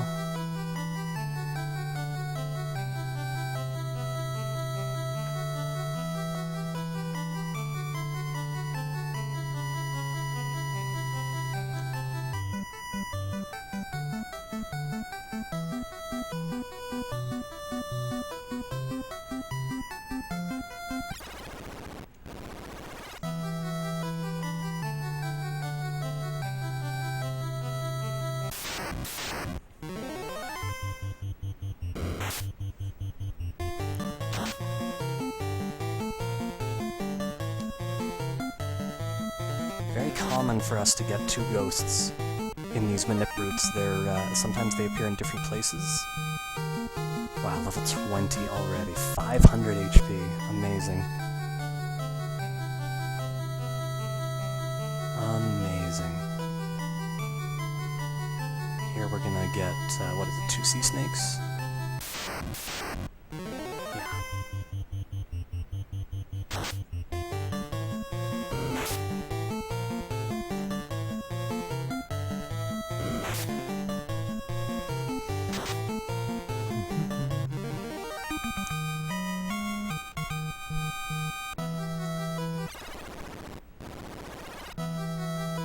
No encounter on this floor.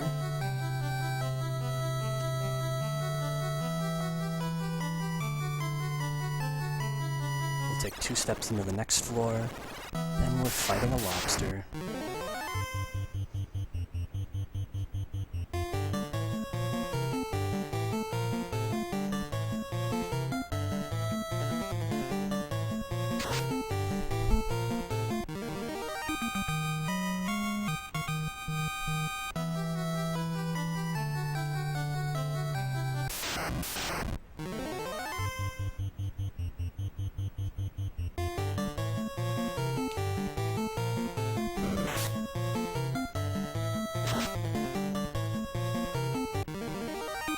Next battle is 3 lobsters.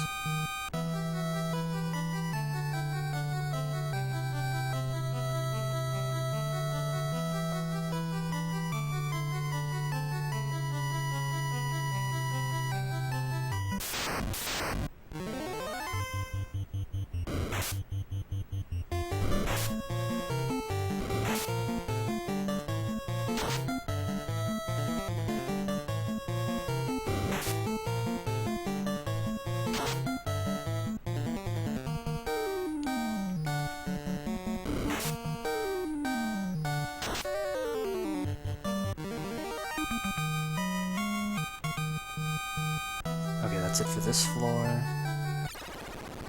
Nothing on this very short floor.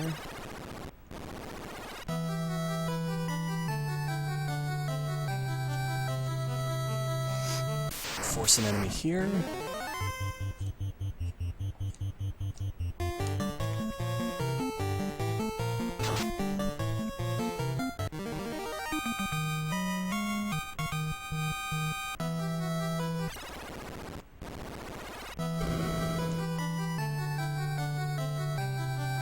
And there's actually nothing on this floor.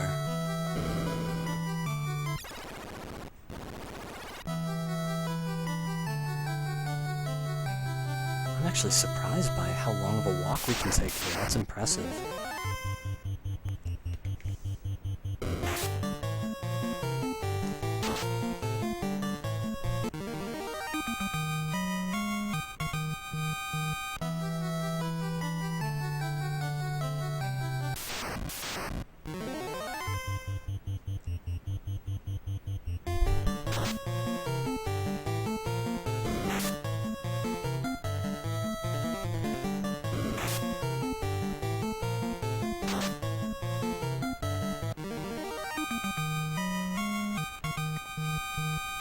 Next battle is another Gershark.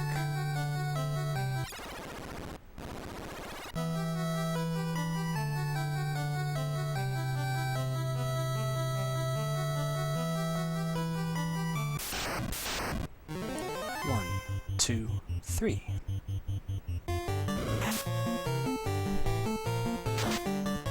Hey, Late Fee, welcome. Thank you so much for the good luck.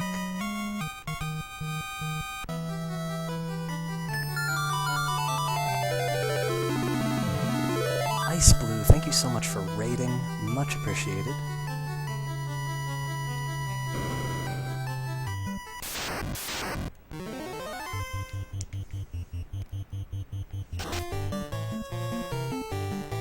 Welcome everyone from Ice Blue's stream. Hope you're all having a fantastic evening. Sub-Hype Ice Blue, thank you so much for the 22-month sub. Much appreciated. Thank you for the good luck as well. Enjoy Final Fantasy.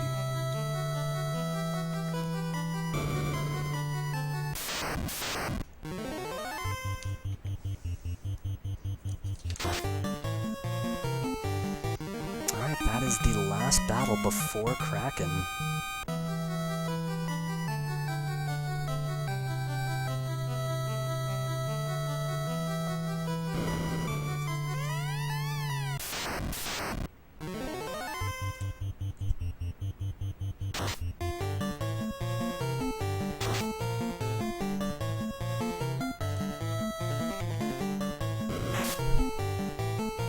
So you can see we're giving back a little bit more time here as well.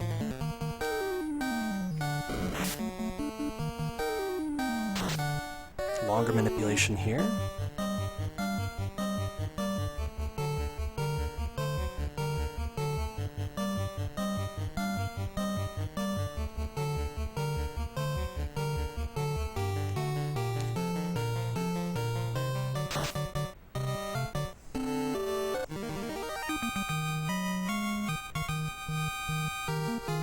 There's level 21. Still significantly ahead.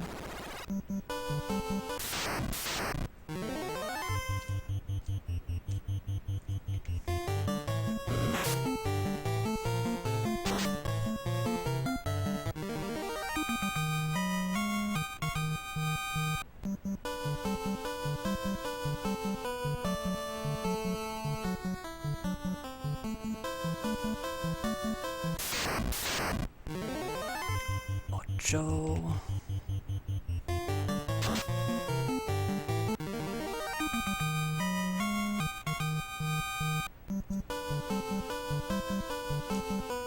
Time for Melmond.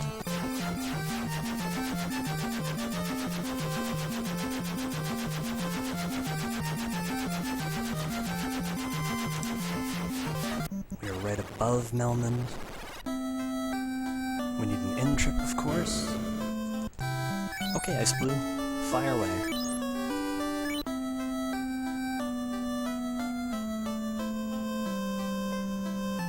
Alright, Dr. Uni. It's time to chat. I had to go all the way in to talk to him, but that's okay.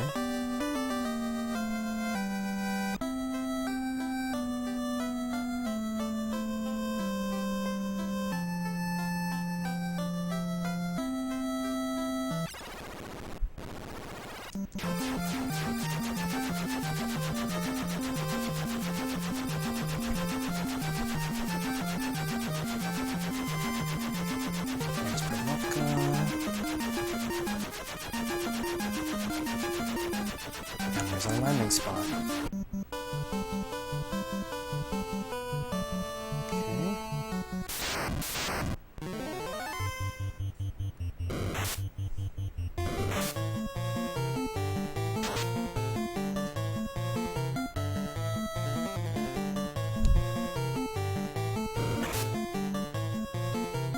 No, I haven't, Ice Blue.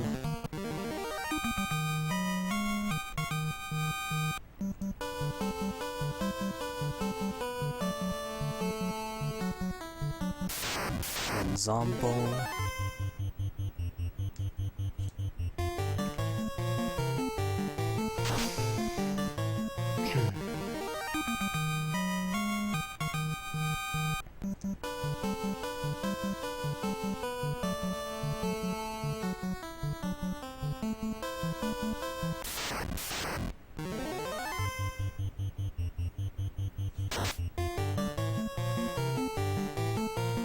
So nice to get that first strike in this battle. Hey Mountain Man, welcome. Enjoy.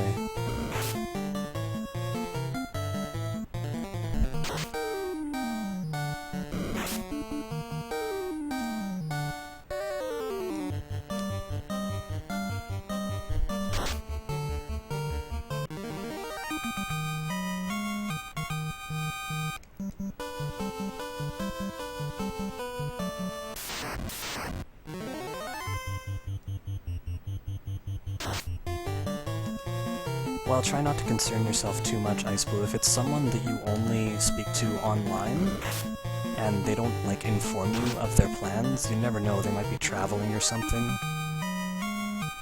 You just never know, so... no use worrying over it. Hopefully, everything's okay.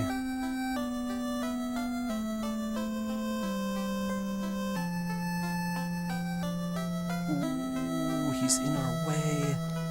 Oh, that was a... wow, he was in the way for a long time, that was bad.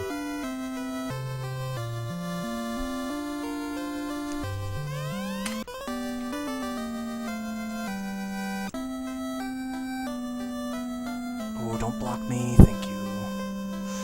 Yes, yes, that was good.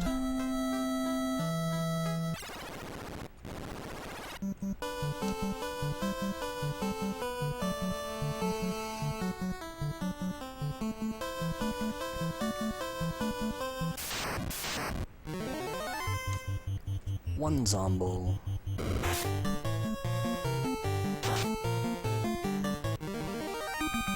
Marinda, this is an entirely new route.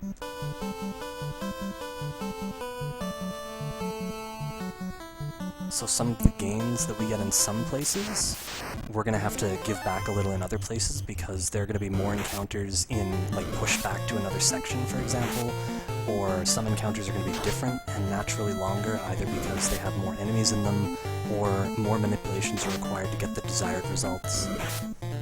So there's gonna be a little give and take over the last few splits, naturally, but I will tell you guys, I believe there is time to save on the final split, so keep that in mind.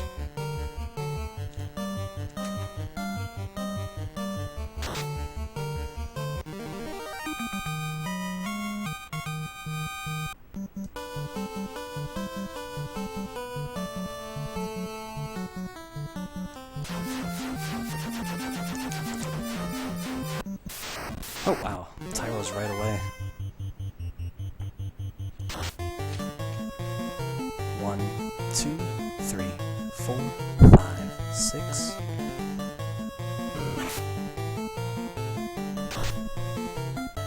Thank you for the good luck, Anthony Nelms. I'm doing awesome tonight. No, Marinda, my work is closed indefinitely, so this is my 7th day since I worked. I've been at home since then and streaming as much as I can.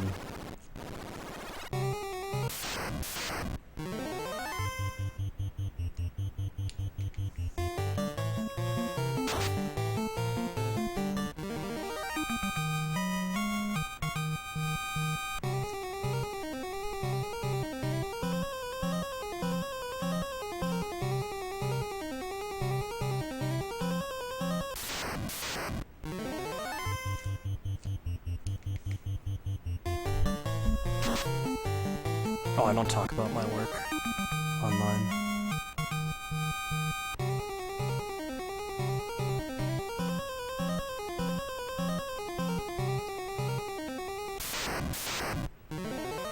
But it's not like I have a problem with letting you guys know that I'm off work, especially when less work means more streaming, and you guys would probably notice that over the days.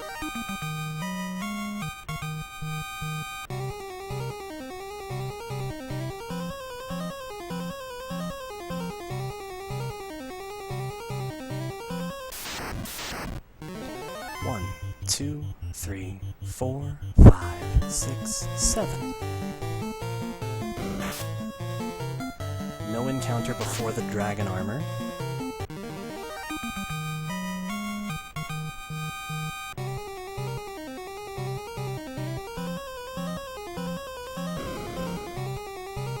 So we go get the dragon armor.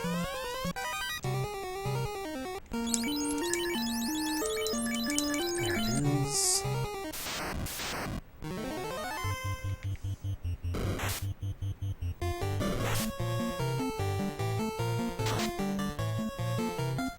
One, two, three, four. Bit of a longer manipulation here. Among other things, to make sure that we only have 2 vampires in the next battle.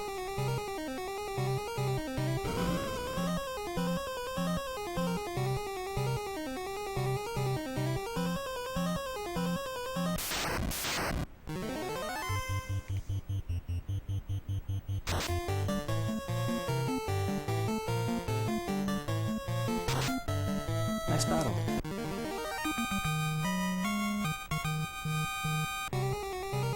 Nothing more on this floor. Here we get something that seems unusual, because I haven't seen it in these manip runs before. 3 of these guys.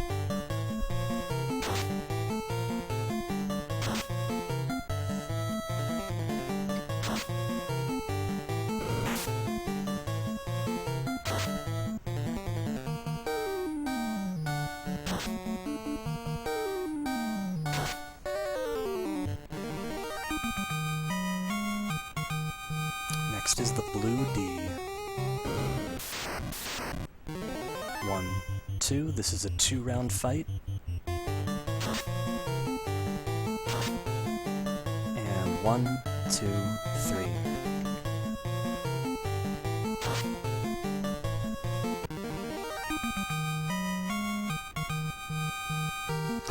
Level 23. Amazing. No encounter on this floor. Going straight to the next one.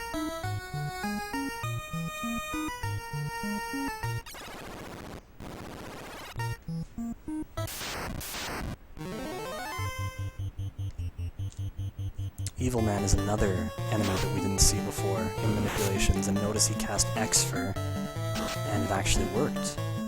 So this is the first time in a manipulation run that my character has been X-Fer'd.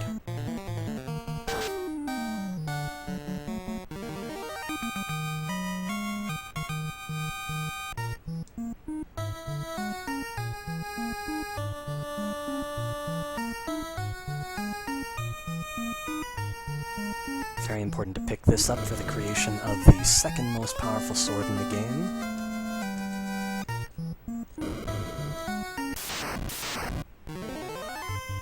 Thankfully we get a chance to strike first here, so the first one goes down really quickly.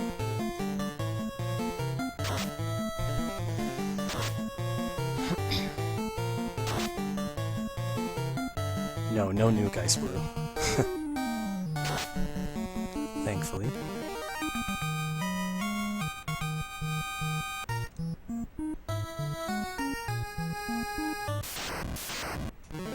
One, 2. The Ice Cave Eye we beat in 3 rounds. This one we beat in 1 round.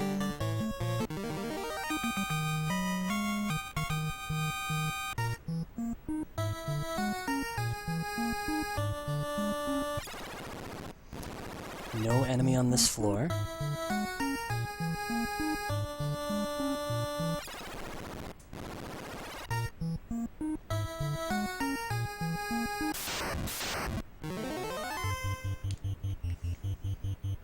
This is a 2-round battle.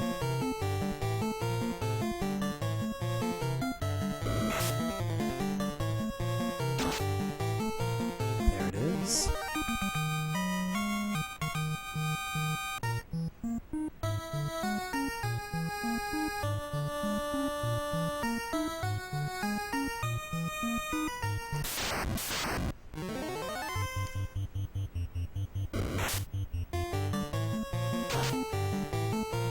Alright, 2 airs.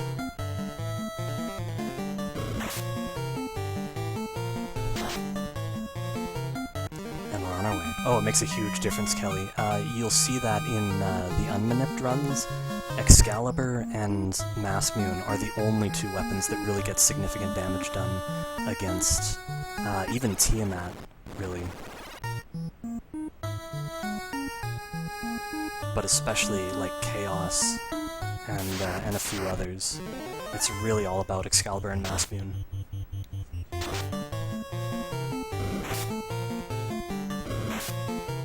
Holy cow, they're all going first.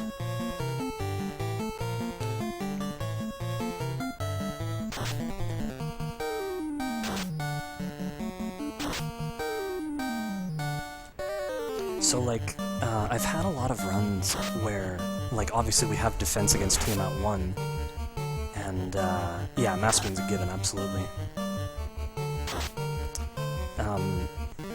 Tiamat 1 sometimes goes really slowly, sometimes we just can't get the damage through, and that's just how it is with defense, whereas Excalibur, you see a dramatic increase.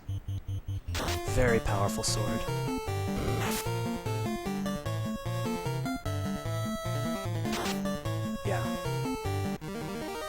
Yeah, it's definitely significant enough to warrant picking up the adamant and making the trip to pick up the sword, for sure.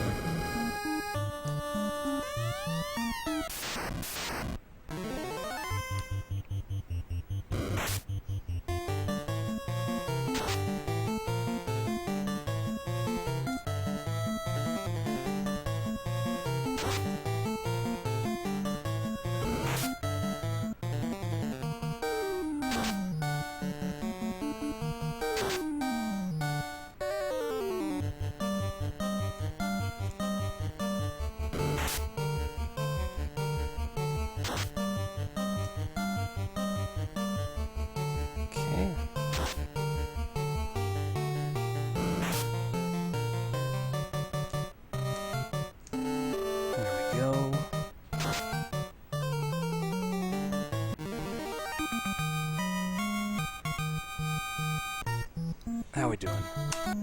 Hey, we actually saved some time, nice. No enemy here.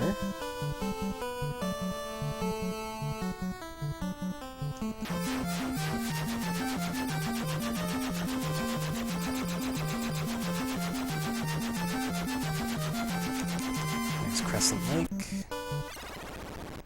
Quick in-trip here.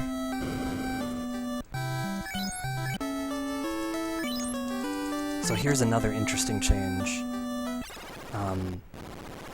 It turns out we don't really need Excalibur for the volcano.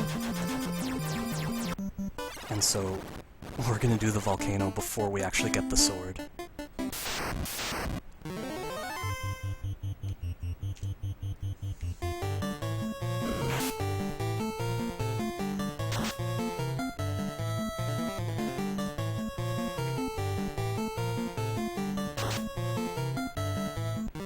I don't know why, but I'm behind where I should be. By one step? Yeah, by one step. I can gain it back, it's not a problem.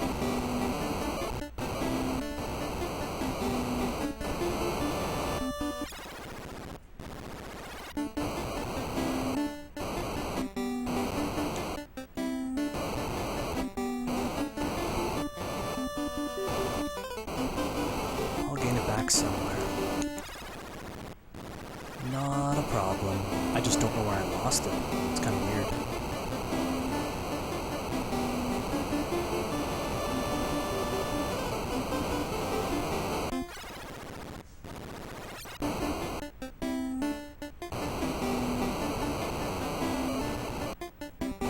Okay, I'm gonna get a giant somewhere here. Yep. This is earlier than I want to get it normally. But it's not a problem. Not a problem.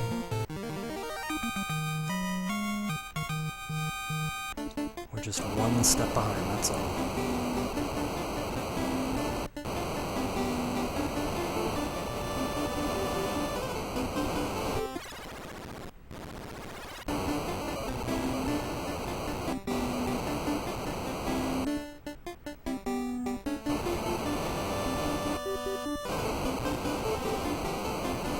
should be one step ahead.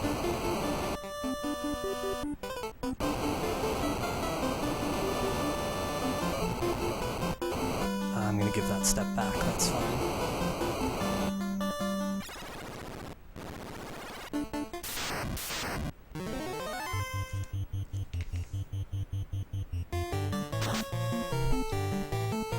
No problem.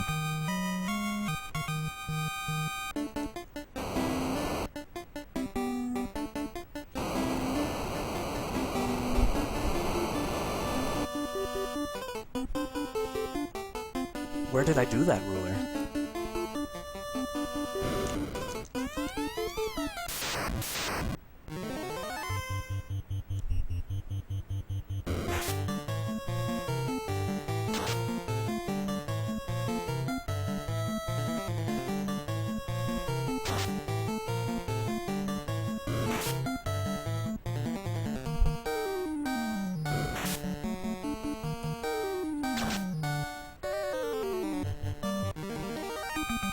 Okay, so I'm one step ahead of where I normally want to be. We're gonna see...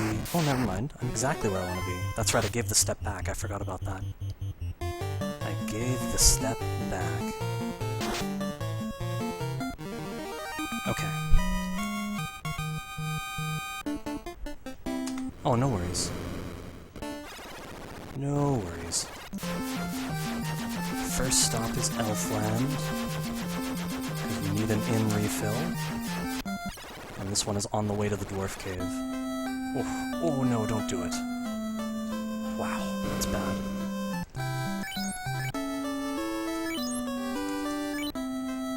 Oh, wow. Max possible blocks. That elf does not want me to get a new record, apparently.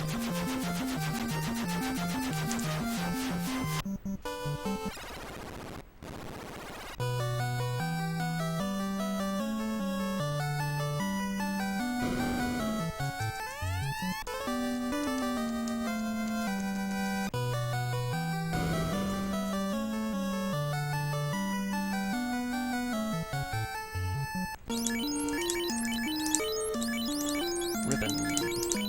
Okay.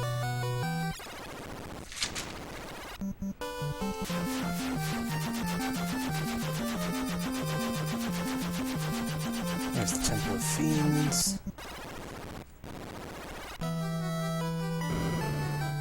Oh, Bat just barely got in the way.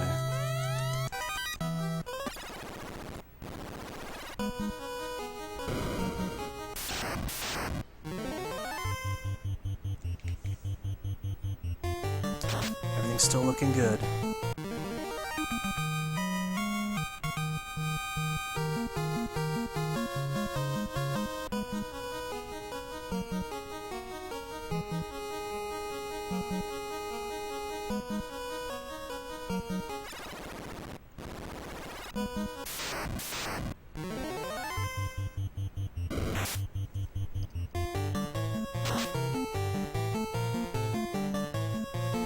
A little bit of manipulation here.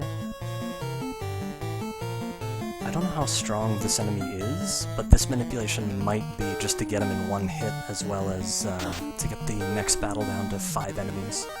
Next battle, I believe, can have as many as 9.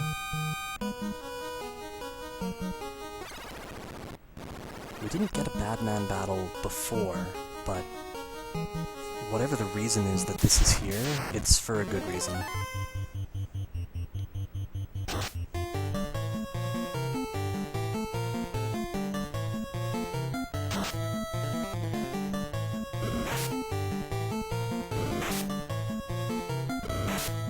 That much you can be sure of.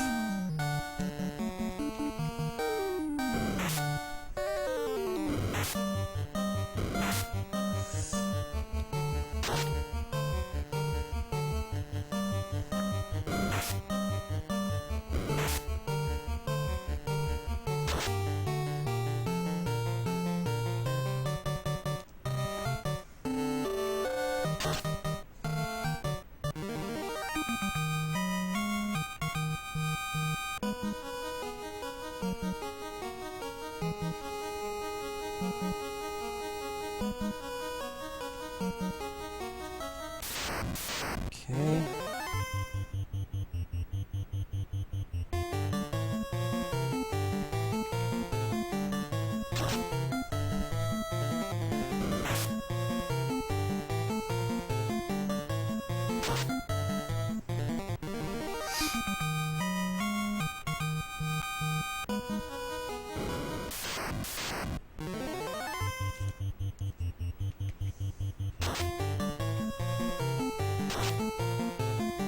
Two-round Phantom fight.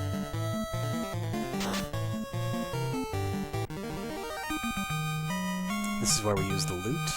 Getting close to the end here.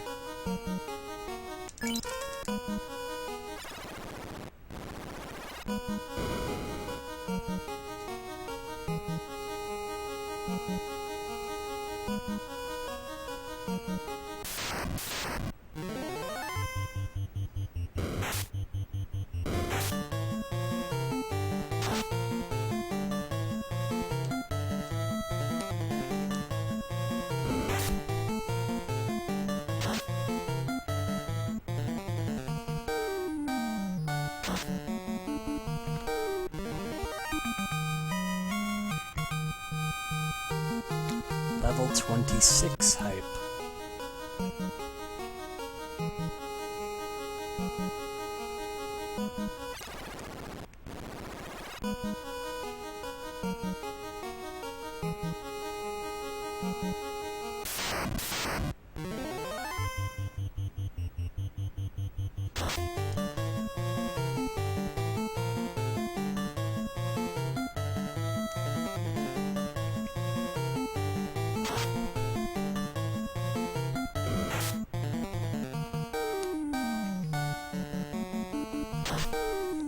Hey DK Live, welcome. I'm doing awesome.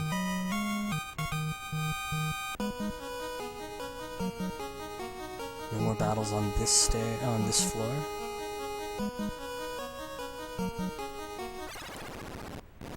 We are on awesome pace, a testament to how good this new route is.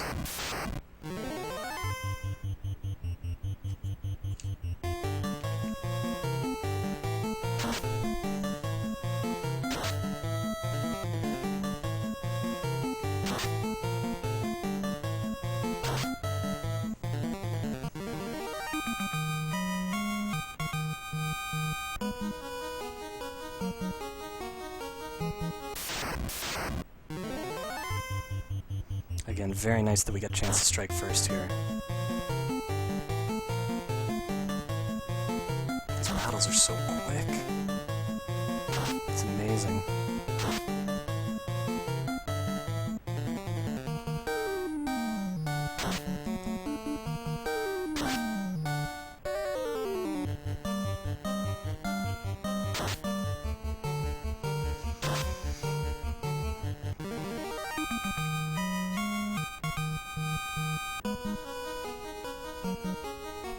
Long walk before the next encounter. Get some really good distance here.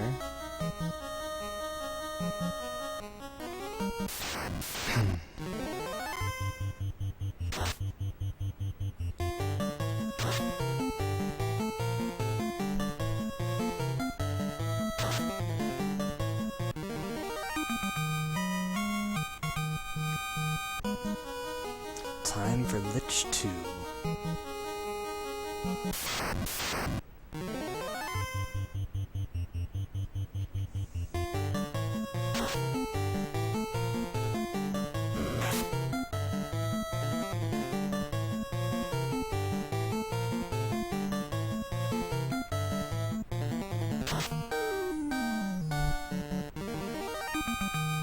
Not quite Balthazar, not this time anyway. So, for whoever has been missing the Agama grind, I'm happy to say there are even more Agamas in this run than in the previous route. This is not even the only Agama battle in this route. 2 Agamas for you here, and then in the very next battle, say hello to another Agama with a friend.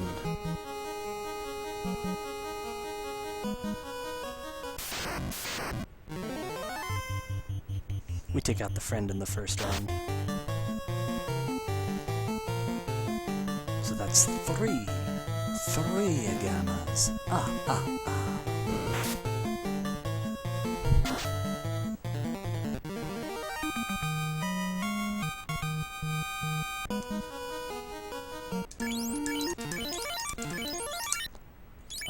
Ribbon, opal helmet. Oops. Come on. That was pretty bad.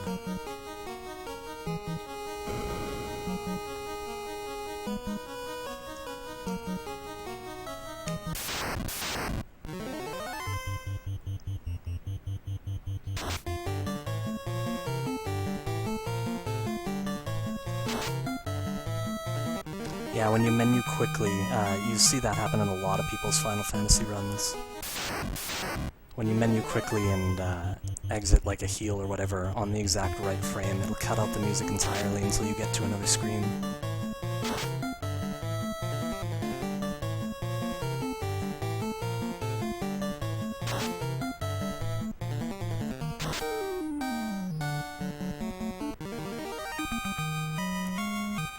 Almost there.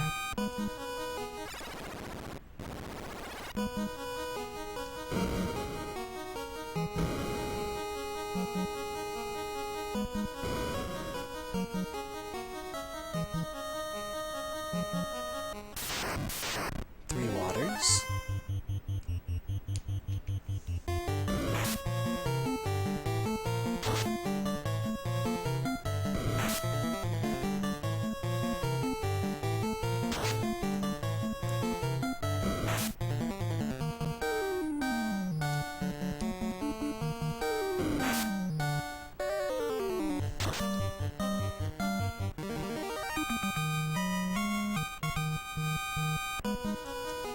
One more battle before carry.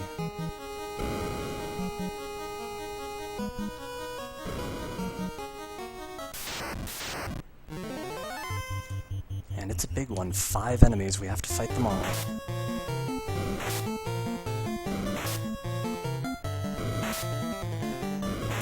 Oof. All 5 of them go first in the first round. Brutal. That happens sometimes. Let's have another sip of water.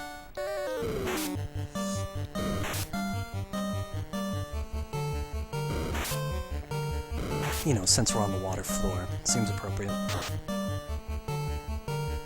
Dance.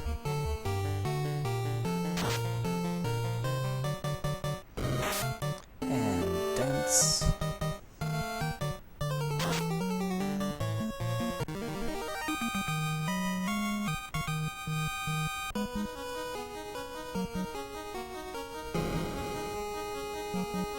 Alright, it's Kraken 2 time.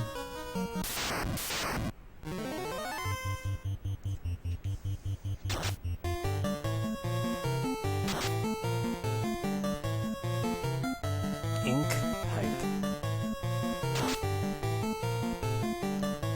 Ink hype, I say.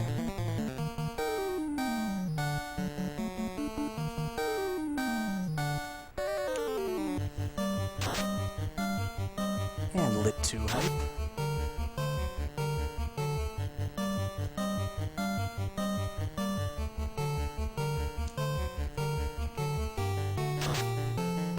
Ink hype. Oh, he landed the dark. Kraken 2 is down. Should be 2 steps to our next encounter. Excellent. Chance to strike first, I like that.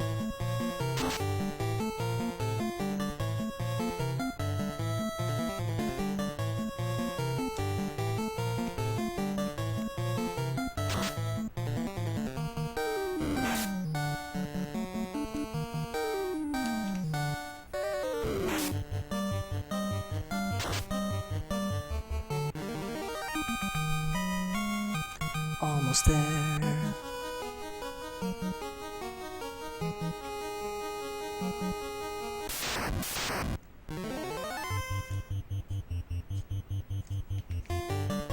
This is a 4-round battle.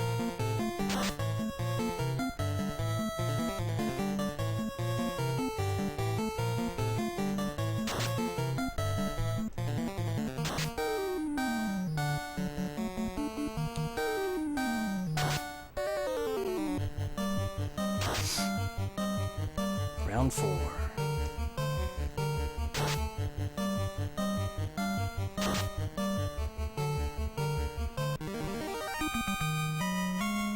Now we reached level 28 here, but because of the way the route goes, we still have to fight 3 worms over here.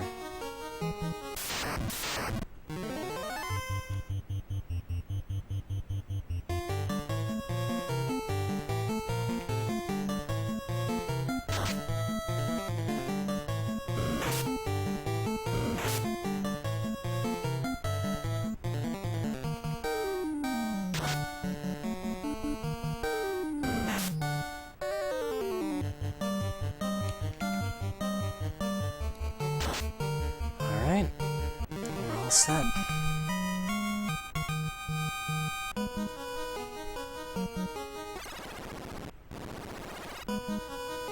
Fred is quite the router.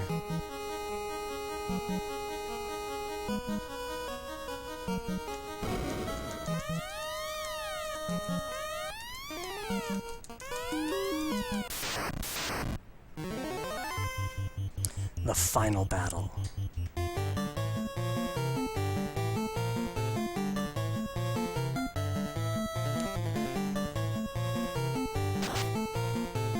Seven next.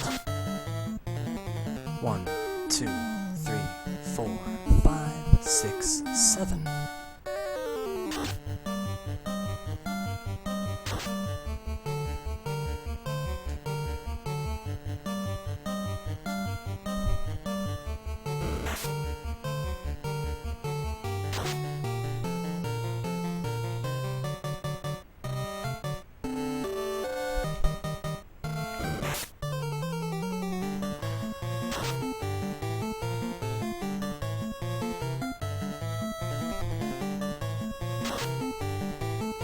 You guys can still hear, because I noticed the frames are going slower.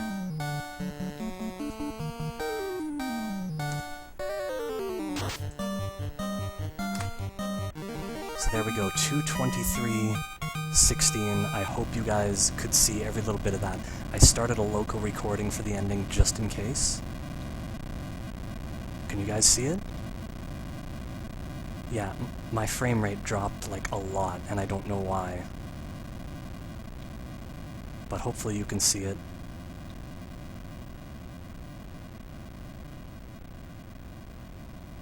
Everything good? Can you see it?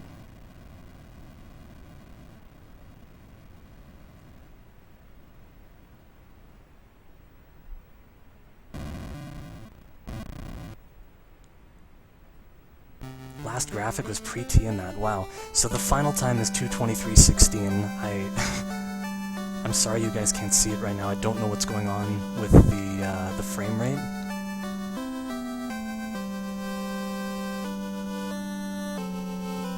All I can do is keep streaming, and we'll see what's on the highlight. Here's hoping.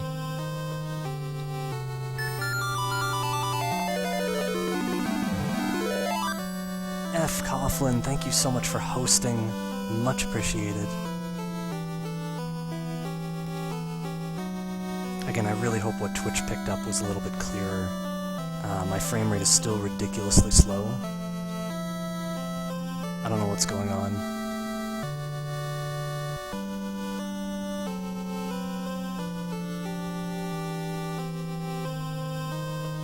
I might have to try switching servers or something.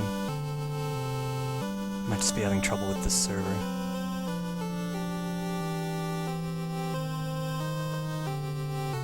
World record broke the internet.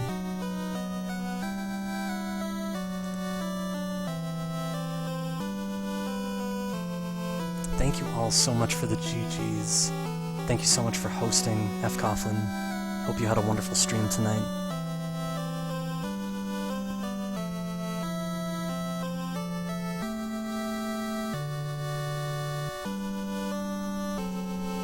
I'm very sorry about the frame rate right now, it's kind of annoying.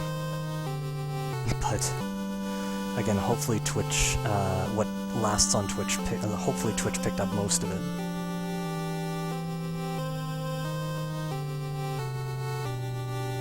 I think I'll have to reload on a different server or something.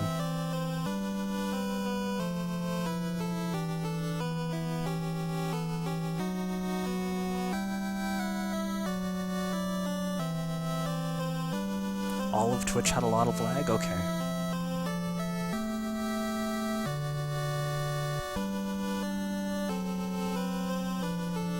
The cool thing is, we know exactly, precisely, how long this Chaos fight is, thanks to fcoughlин's run, and so the length of that battle can be verified anyway, although I know the choppiness started a little bit before that, but...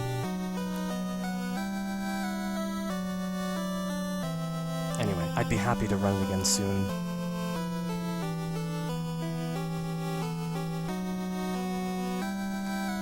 Thank you so much, fcoughlin. I noticed the difference between our times is much smaller now, which means you've gotten much faster at it, and that's really cool to see. When I was watching your run, I was like, there's like nothing wrong with this at all. It looked really solid all the way through. I got really good bat RNG in the Earth Cave though, I know that helped a lot. And possibly in other places. I know I didn't get any slowdown bats in the waterfall, which I noticed happened in your run.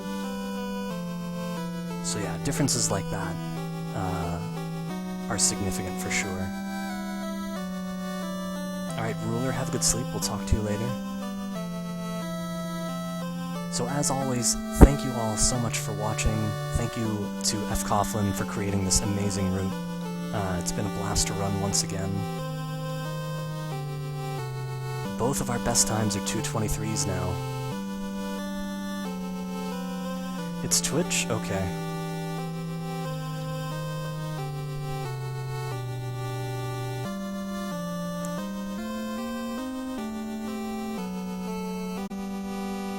Thank you all for the GGs.